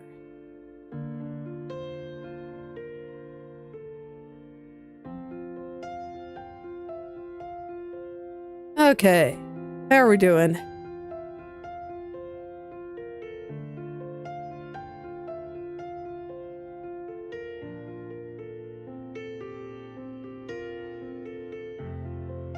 Okay, yep, just need to push some things around with the new eye locations, and should be good. I think it is looking a lot better. So I think facial structure, good for now. We'll see if I change my mind after working on the body a bit again. That tends to be how it goes. But, you know, it's all good. It just takes a second.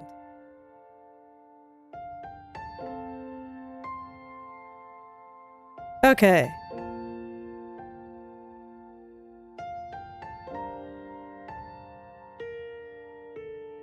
Checking things against her shoulders. I feel like her head and neck should go a little bit further to the right.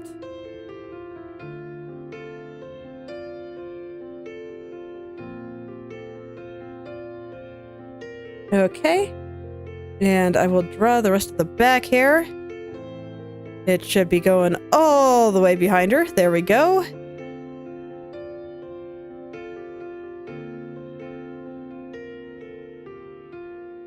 Let's see. Not quite happy with the location of head and neck still. Fortunately, I have things such that I can move things around easily. Why do I have two head groups? Well, okay. Why do I have the body selected? No, I don't want to move the body. I want to move the neck. There we go.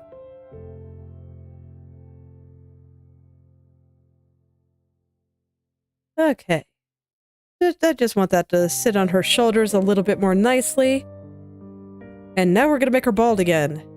Well, I really can't anymore, can't I? Because her hair kind of defines things. Okay. Just as a temporary measure, I'm going to take this hair that goes over her shoulders and stuff, and I'm going to put it on a new layer, just so I can go ahead and hide it when I don't need it.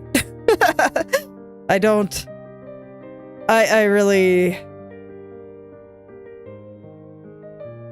do not want to have to deal with that. Let me see, I'm not quite happy with that arm.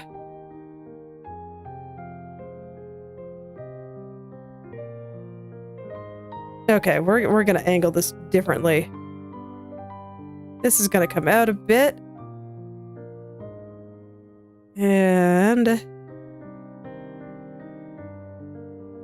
I'm trying to think of the perspective here. I want it to kind of recede into the background a bit. So I want it to be thicker on the top and narrower in the bottom here. So this way, hopefully, it'll look like we're sending it back. So thinking in terms of boxes, this arm, we would see a plane over here. I'll go ahead and use a different color. can see a plane over here. And then the plane on the shoulder there. So let me draw my box.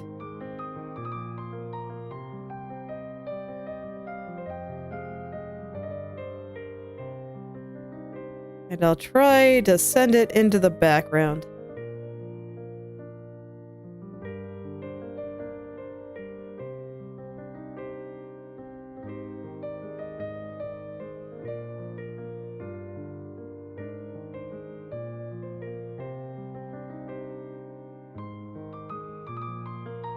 Okay. Not quite there.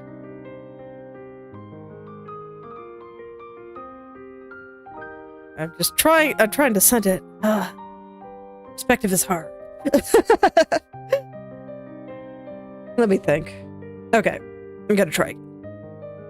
If I'm not happy with it, then it's fine to just start over. So we have the shoulder here. And I want it to go back behind her. I don't know, when I do this pose, it is like right up against my body.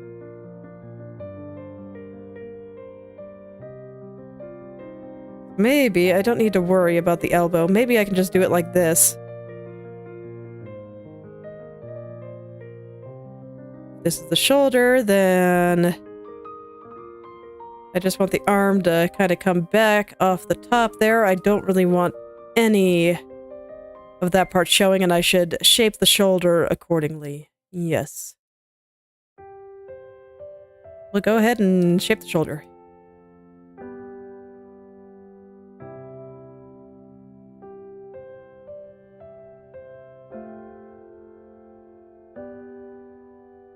If I were to draw the collarbones again, they'd be doing something like this one goes up here. The pit of the neck right about there. So yes, this one will come up like this. I'll start making them look a little bit more organic. I don't think I need the boxiness quite as much anymore. I think I understand how she is moving now. So let's make this look like a shoulder.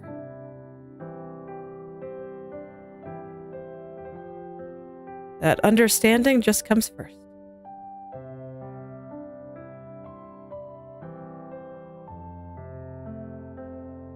Okay. Wrap that around. And I'll do the same on the other side.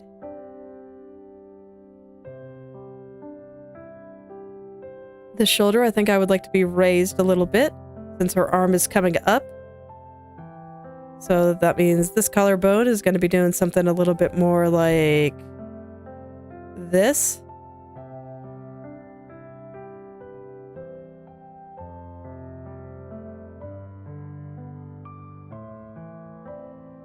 Whereas this one, the top of the shoulder on this side,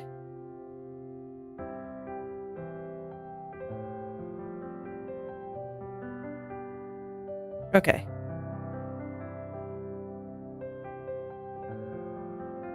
Collarbones are confusing.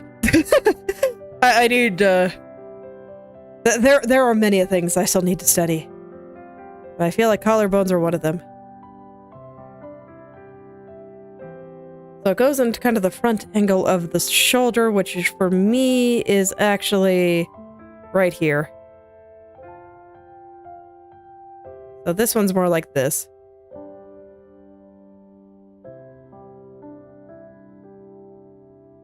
And this one will connect to the front of the end of the shoulder, which is going to be up here.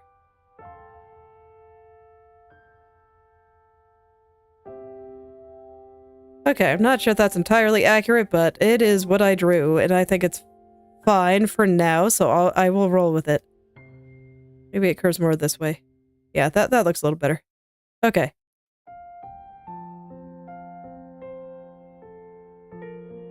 So this shoulder, I'm going to have be a little bit raised.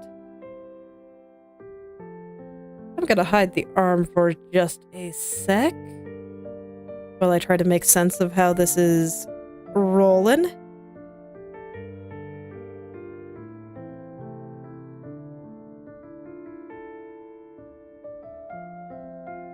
Okay. And then the arm will be coming out kind of this way.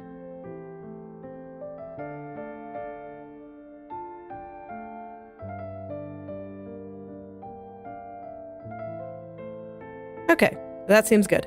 Let's go put the arm back.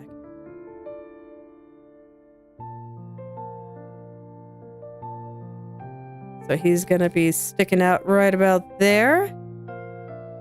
And the bottom part of him is gonna be kind of over here.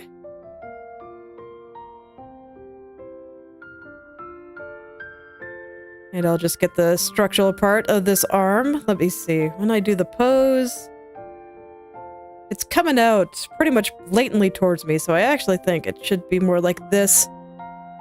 And I just make this larger. Connect over here. Connect over here. Because this part is just the back of the arm up until the elbow. I have the elbow, the forearm. So the elbow up to the wrist, drawn on a different layer.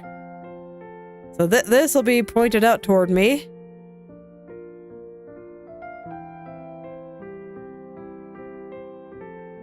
Out toward the viewer, and I'm gonna go put some shadows over here just to make things a little easier to see. Not actually convinced that's accurate, but you know, it's fine. We'll worry about the lighting in a little bit. Okay. Neck going a little bit low there.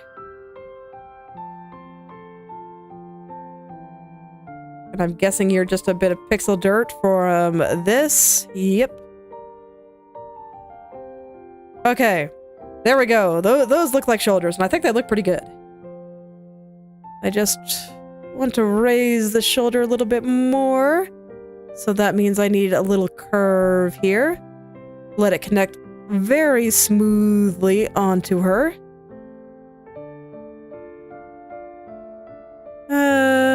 Not like that. It needs to be higher than this side.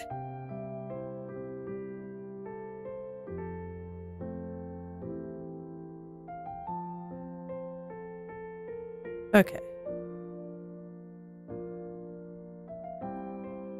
I might need to adjust that necklace a little bit, but it's fine if I do.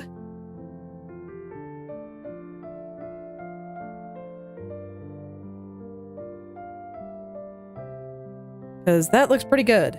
All right. Let's get that necklace on better.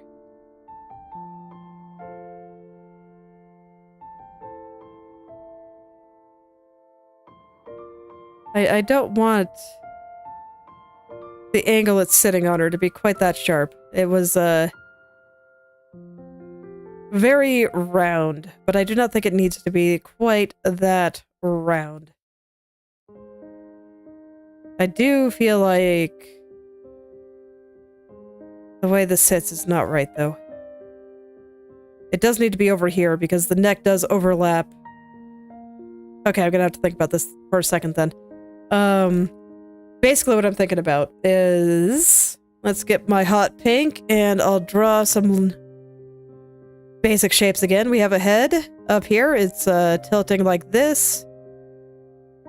We see this part. And we see this part. Okay, and then the neck is going to be coming out there. And then we have the shoulders. They're tilting like this. Not quite as sharply, but still pretty dang sharply. Actually, no, the way I have it drawn, they're tilting more sharply. I'll keep that. I think it looks fine. So they're tilting. So we got a box here. And here we see the top and the other side. So kind of like this. And then I have to connect a neck between these 2 points. So you can see that the neck is going to be sitting up here where we see the top and here where we see the bottom. And with the way that the neck currently is, I do believe that we see this plane of it, so maybe I do have the necklace curving the wrong way.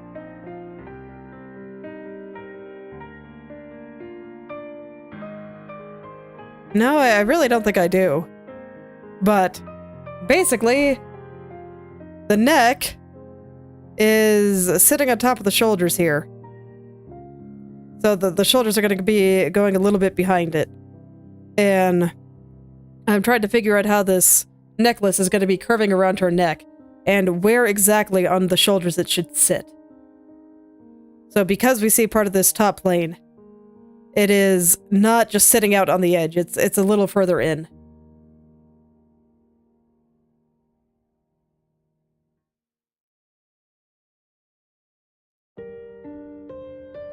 But it's gonna roll a little bit as it gets more to that side, so maybe what I should do is, you know, actually do that. Let it roll a little bit as it hits this side. Let the curve get sharper.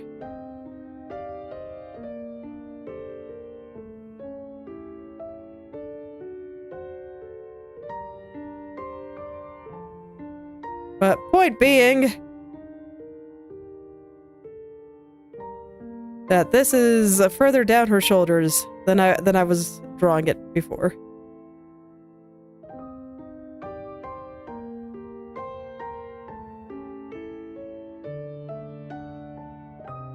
And once again, I just kind of curse perspective for being kind of hard.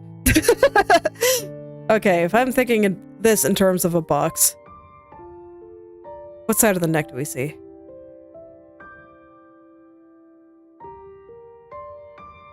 This side.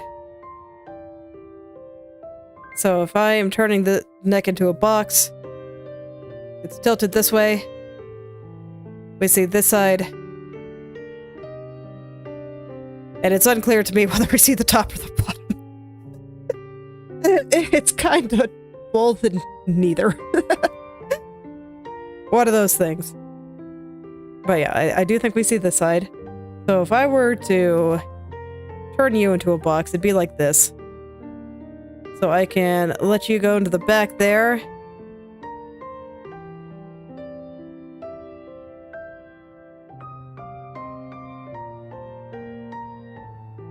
Things are gonna look weird for a second, but I will fix it. I'm just turning it into a box to kind of help me figuring out how it's wrapping around her here. And we wrap back there. And this side comes around. Okay. So I think that sums up the shape of her neck. Let's see if I can curve it and not hate everything. Her neck is not a box after all. It is a cylinder. But boxes are just very easy to understand. So if I'm having trouble with something perspective related, I turn it into a box. And it has been working.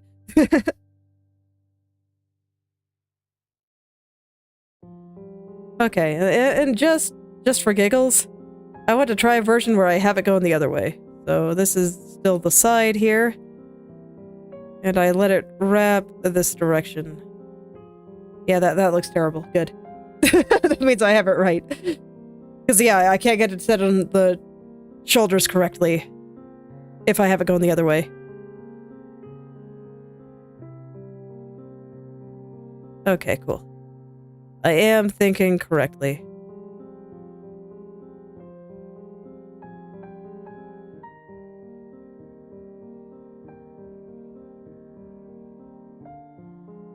All right.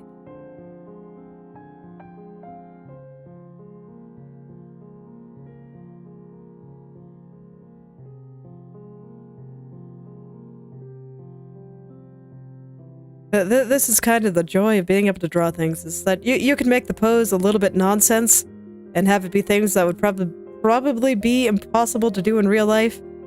But as long as you make it convincing enough, it'll still look fine. And I'm pretty sure some of the ways that I'm tilting this pose pose here is not physically possible. But I think it still looks fine. Okay. I think it needs to be thicker than this, so let's do that. Let it wrap around to the neck a bit more here.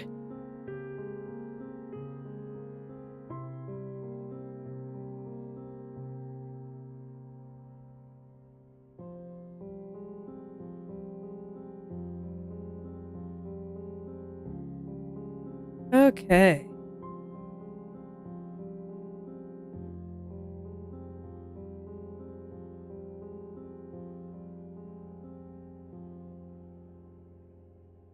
Okay.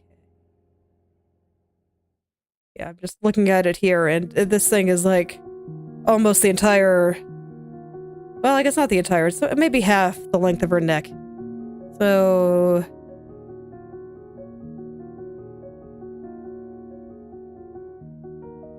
maybe a little bit more like that.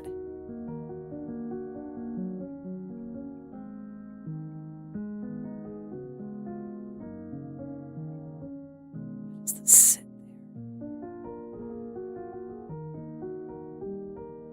there. Their neck is going that way. It does get a little wider at the bottom.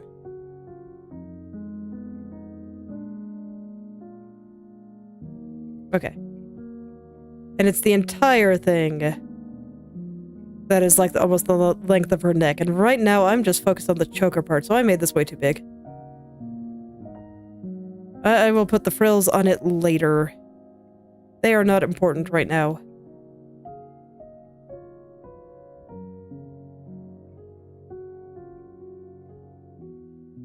But now that doesn't sit correct. Life is hard. Maybe I do need to put the frills on. Okay.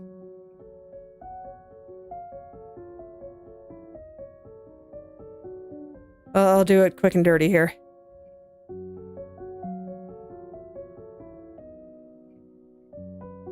No, I hate it. I want to do the frills on a new layer.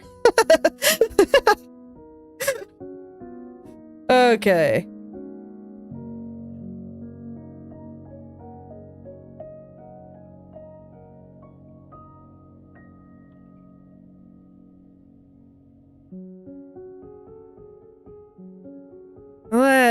Let's get those.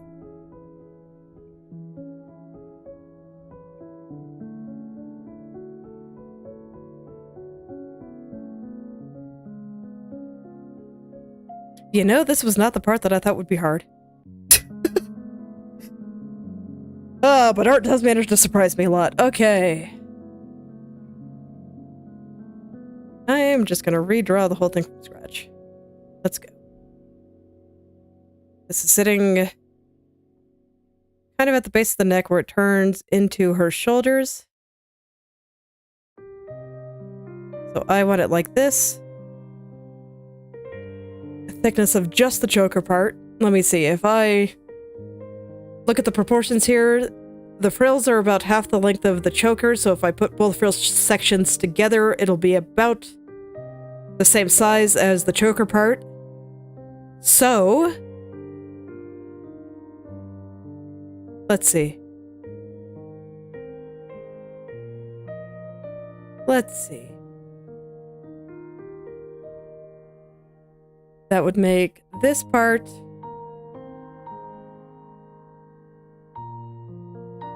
about, I will say, a third of the length of her neck. So assuming the length of my neck is about here, a third, I believe, would be about this size.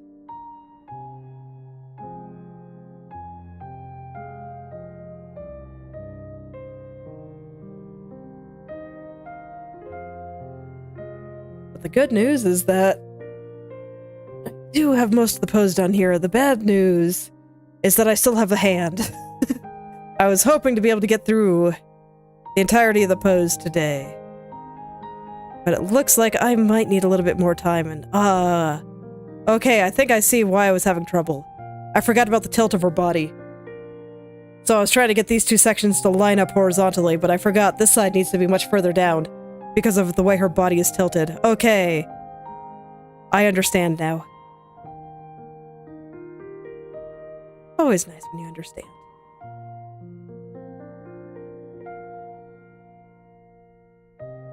Okay, and I do want to tilt this way. And then it'll wrap back around her neck. Okay. Mystery solved. I'll still put the frills in just to check it.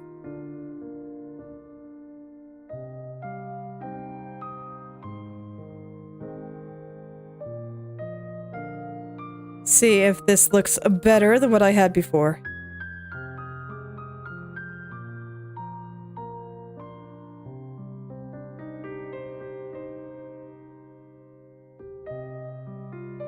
Okay, yeah, that seems pretty good. Maybe just a little too much roundness right there. But besides that, I think that is just fine. And there will be some strings kind of connecting all of these things. I'm not going to draw them yet. I do feel like her neck should... Okay. I don't think I have it quite right. I do think that her neck connects right here. And that's where I should draw it.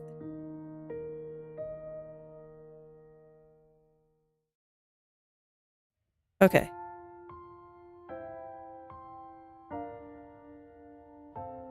Okay.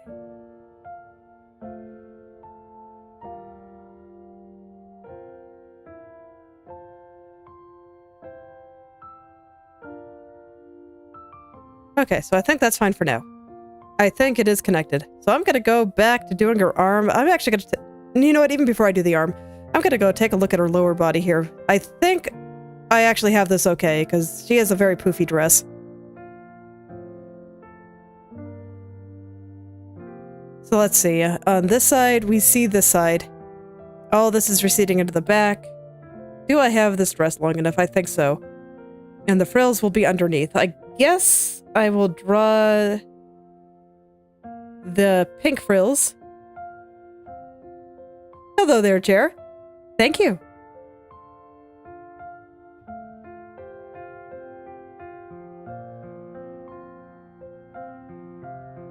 I have been working on getting all the perspective right, and that has been an adventure. So let's go ahead and drop these guys in now. Let's see in the back. I do think we see a little bit less of them. Okay.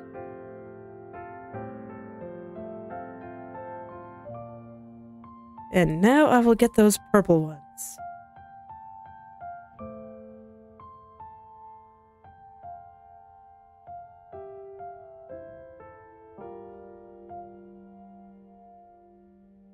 And everything is just going to be messy for a bit. It's all good.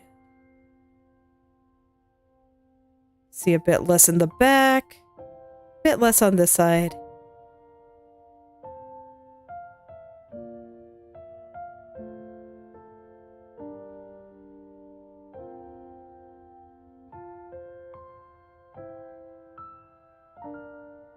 Okay, and I think this also shows her tilt pretty well.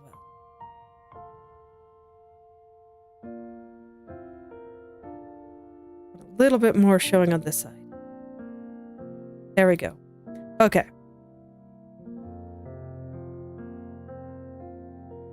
And I think her leg is fine. Just making sure that everything else looks fine. Yep, I think her shoulders are looking pretty good. I think her head is looking pretty good now. Is her chin in the right place? I think her chin is maybe in the wrong place, but besides that, it's okay.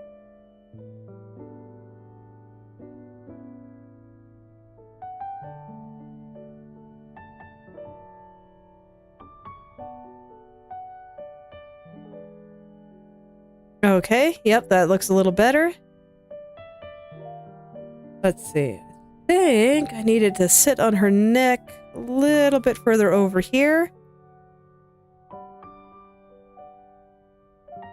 Let's go turn the rest of her hair back on. Okay, looking good.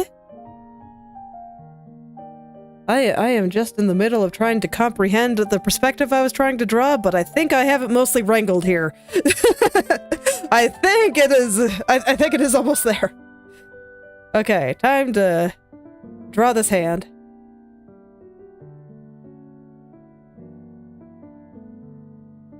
Kind of the final part of the pose here. This hand is incredibly important. And right now it's just kind of a scribble. So I gotta do something about that.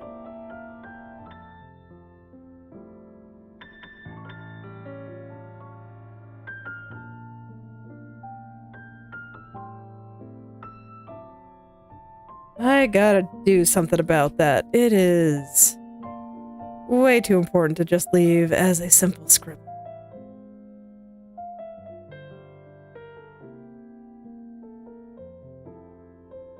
Let me see. When I do the pose,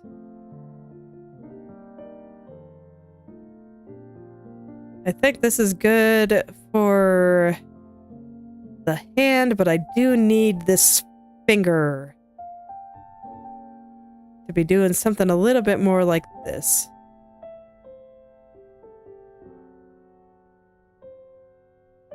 So I'm kind of going back and forth between doing the pose and adjusting the hand.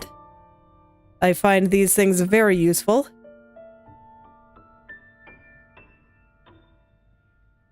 Okay.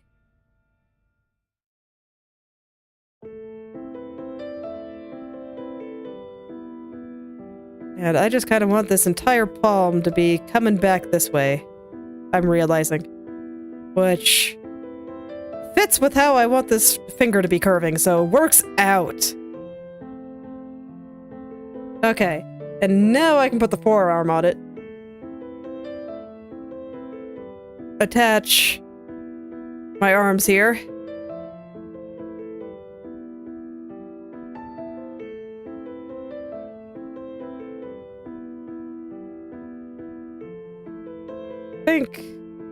I don't know, is her arm short?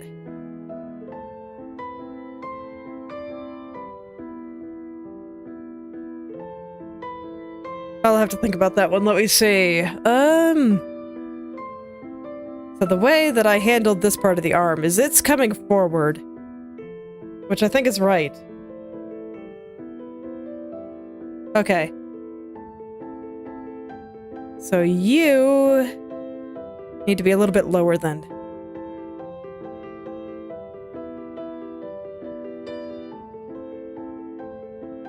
Okay, and then this part of the arm. There we go. Oh yeah. That's a little better. Okay, and I just have the size of her palm a little bit long, which in turn will increase the size of the forearm. And of course her hand is going to be going back toward her face, because, like, try doing this pose yourself. At least for me, my arm kind of juts out forward. If I'm being natural about it, I mean, I could keep it right up against my chest if I was so inclined, but it feels a little bit stiff. Feels a little bit more natural for the arm to come forward. And my index finger kind of goes onto my cheek, right below my eye, kind of the apple of my cheek there. And the rest of my fingers kind of cover up the side of my mouth. And indeed, so if I was going to draw this as a cross section, what I'd get is... let's grab some hot pink here. This arm kind of curves out this way, and we see the back of it, or rather, the back of it's right there. We don't see it, but that's where the top of it's going to be. And the part that we do see is down here in the elbow. So that's kind of how I'm thinking about it. I'm not going to keep that, though. Okay.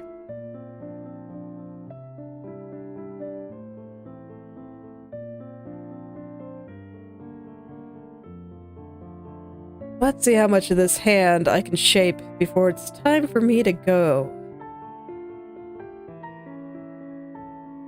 What color do I want everything to be? I'm not sure. I guess...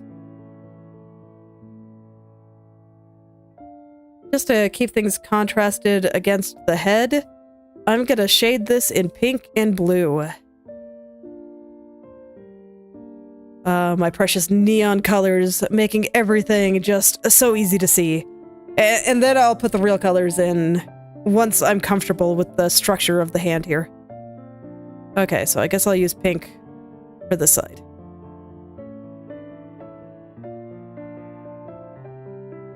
Hello there, Lucas. Welcome.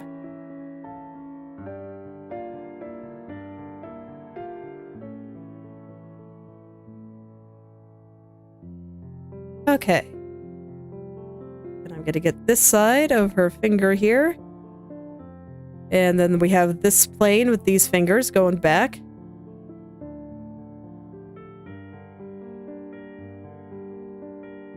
I'm gonna start shaping this like a finger. I'm not gonna worry about the nails just yet, so I will hide that layer. The nails often help me figure out which direction the finger is turning, so I will probably put them back shortly. But for now, we'll do it like this. And here we see the bottom of the hand here. So I'll go ahead and just put in that plane for my own reference. So here's the palm. This is the sides that we're seeing of it.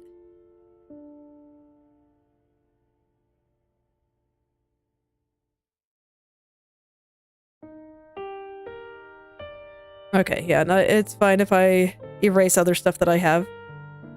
I am just trying to look at this as pure structure.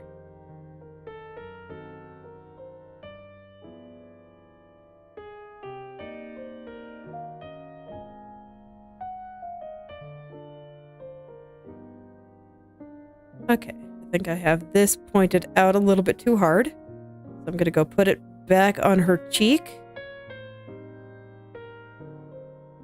Right about there, looks pretty good.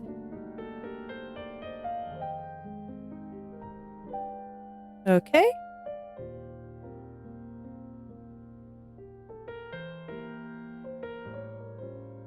And I'm looking at my own finger for a moment to kind of figure out how this should be structured. I like using my own body as a reference. It's very convenient. And it's always there.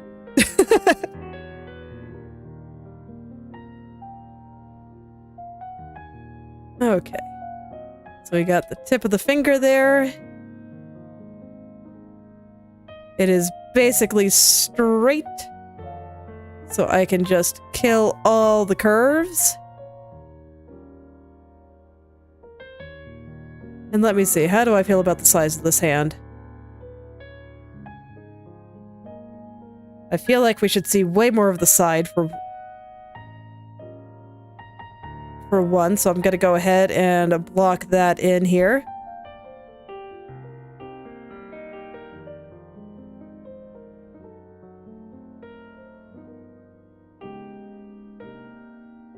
Okay, I think this better summarizes how the hand is turning.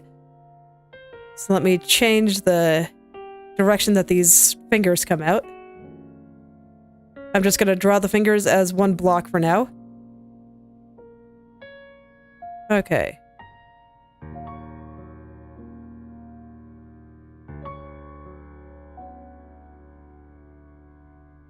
Once again, taking a look at my own hand, seeing what it does. Okay. I cannot use my hand as a reference anymore. I'm looking at something very specific, and my hand does not turn that way.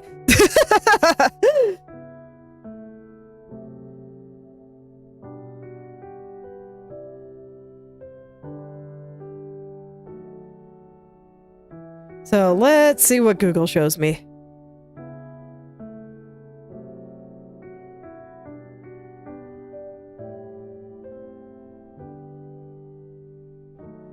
Okay.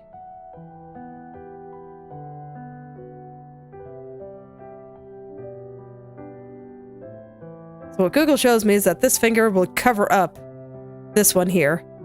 Maybe not at this angle, but... Let me see. How sharply should her hand be turned?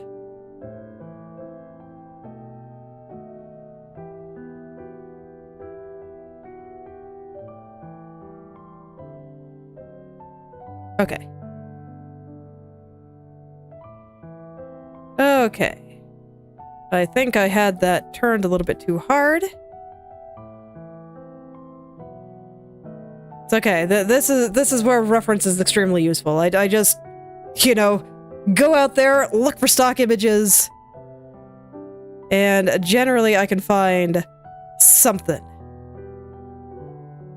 But when I can't use my own hand very well.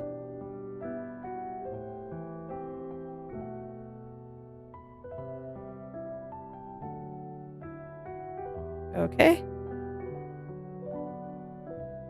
So let's try to get these fingers in. As always, don't mind the colors. They will be fixed later. I still hate it. I might need another color. What do I think I'm gonna do? I'm gonna go back. I'm gonna leave the palm like this. This is very easy for me to understand. Okay, so we have taken out all the fingers. Except this one. That one's fine. So I'm just leaving the palm in there. I'm gonna make it a little bit more palm-shaped. Palms are kind of fan. So they're thinner at the bottom than the top. And I actually feel like this is a bit long.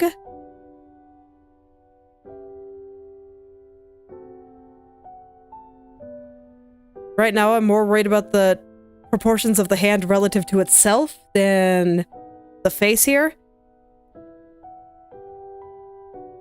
Because I can always just scale the entire thing up, much like this.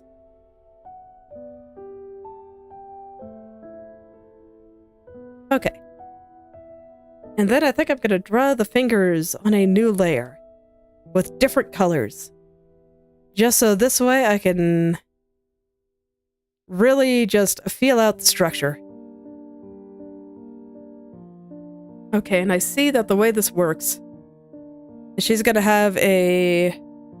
This part I will do on this layer, but she's gonna have a thumb kind of coming out here, going under the chin probably. Something like that. And...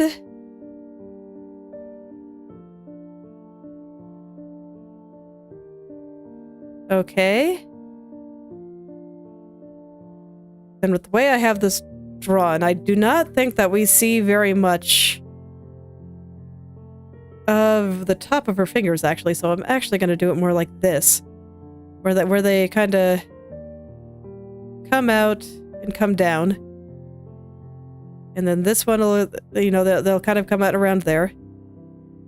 Something like this.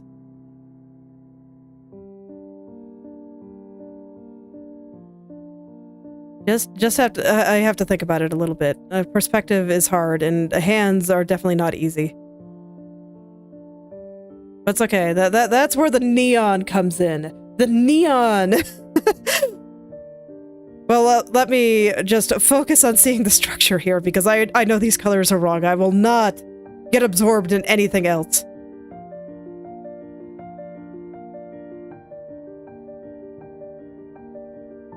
And I won't worry about it. I will just focus on getting that structure right.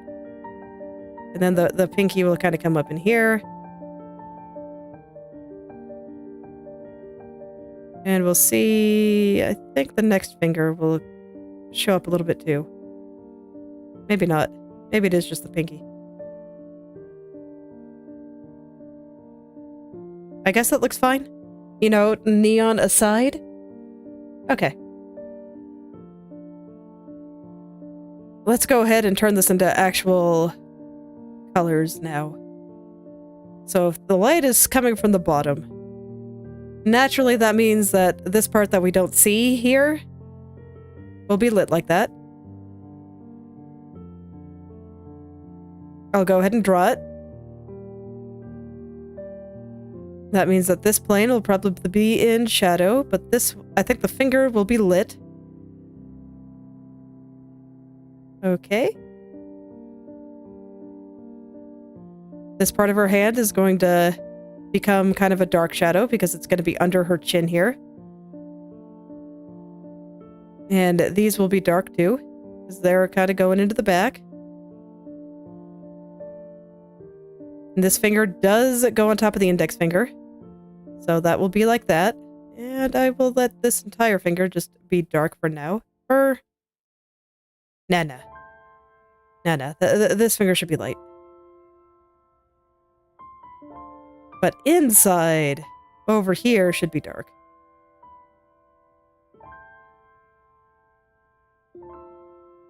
And I guess you'll be dark too.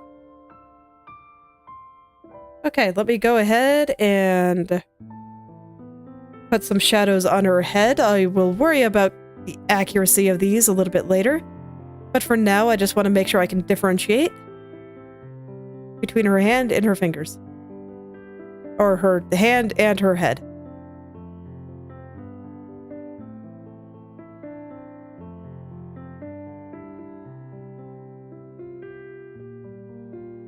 Okay. Back up to the hand.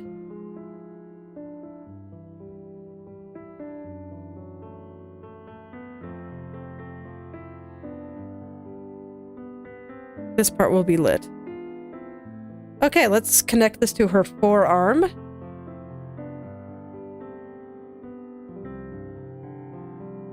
And I think that'll basically be the pose wrangled, and I can start cleaning it up and making it look nice next time.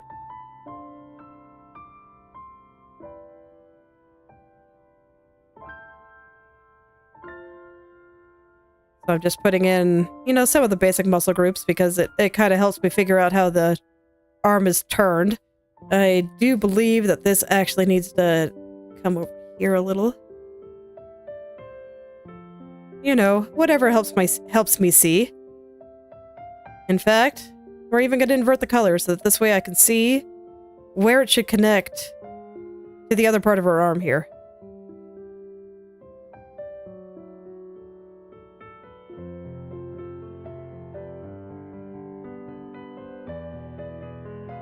So I had it a bit too narrow, and that's why things were looking weird to me.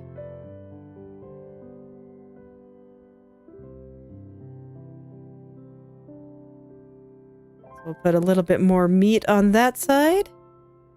Let it curve down nicely there, and I think that's about it. Okay, now on this back arm here, I'm actually going to just put the entire thing in a dark shadow.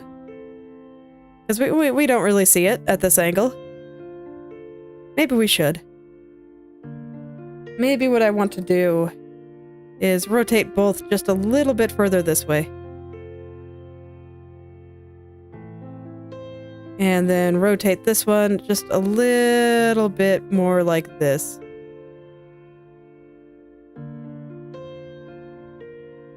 Yes, I do think I like that. And I'll just push the bottom in there.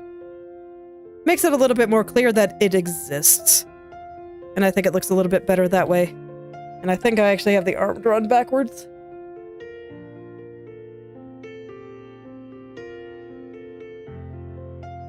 Let me see.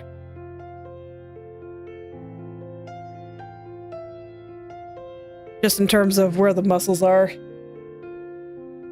I am somewhat dyslexic, so I do that a lot. Where I just draw it backwards. It's incredibly silly. But it happens all the time.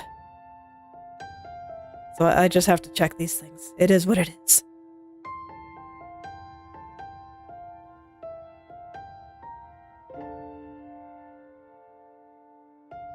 Okay, and I have her thumb on the wrong side, I'm realizing. And this angle, her thumb should be going... does not come out on this side of her palm. It's on the other side, the same side that the index finger is on.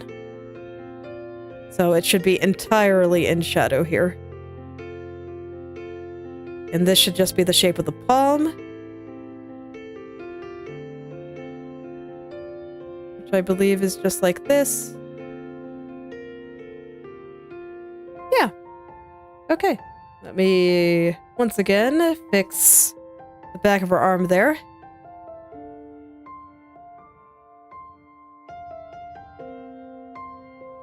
And I think I actually want to move the hand over a little.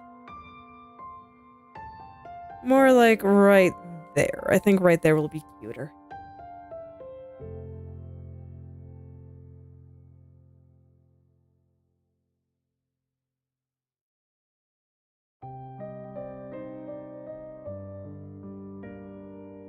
Yes, right there is much cuter. Okay. Reattach the arm, and does it appear to be long enough? No, I don't think so. Okay. That's all right. I'll just stretch it out. I'll be a little bit lazy about it.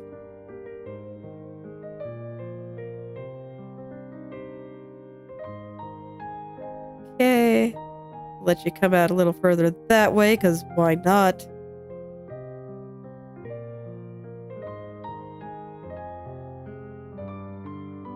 And I just kind of want to work the muscles on the forearm there a little bit.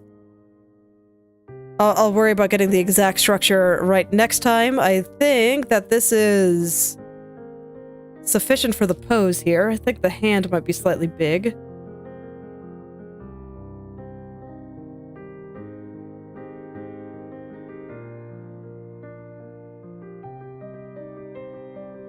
It's a very expressive hand, so I'm not surprised that I made it just a little bit big. Just a little.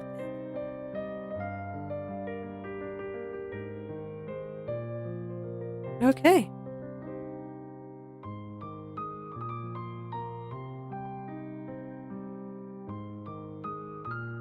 And I think I should actually switch the colors on the forearm here. Where this part should be in shadow and this part should be in light, since this is being lit from below.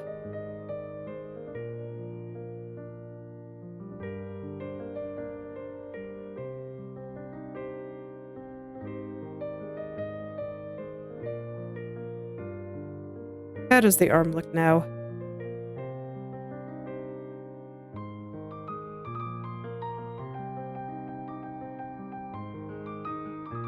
I think it's okay, just a little thin, perhaps. So let's just thicken it up just a touch here. Okay. Well, I think that's all I've really got time for today, so let's go put the nails on, I suppose. So I got a little bit of neon in there, but that's fine. That'll all be worked out as things go. But I think I've got the structure of most of this about down. So hopefully next time I can go in and really start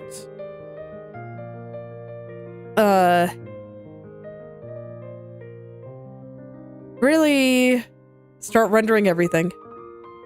We'll see if I want to do the character or more on the background. To be fair, the background is very exciting, so I might actually want to draw that some more. I'm just going to do some minor poking at the lights here because I can. And let's see, what color did I make you? I'm not going to be able to get an accurate read on that, am I? That's fine. I'll just do it again. I'm pretty sure I just used a very, very light pink, or, well, very dark pink, more accurately. So I have it on color dodge.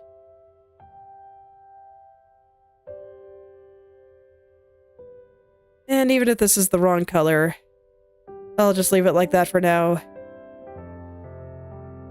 But yeah, I just did all this to give me some idea of how all of this was going to be lit. And it makes me happy, so I'm putting it back for a little bit.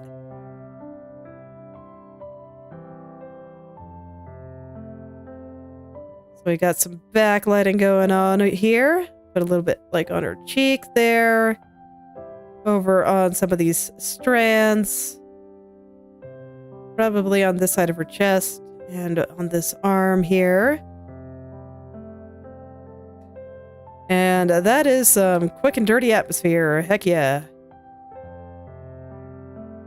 No, I don't think it needs it there. Okay. So yeah, not the right color, but it's fine. It'll do for now. Okay. I just wanted to check my atmosphere, make sure that it is all still working out. Let's go turn on the foreground too while we're at it. And yeah, she appears to have much more presence here. Looks so much more accurate. So I should just be able to go in and render it soon. I'm still not sure about the arm, though.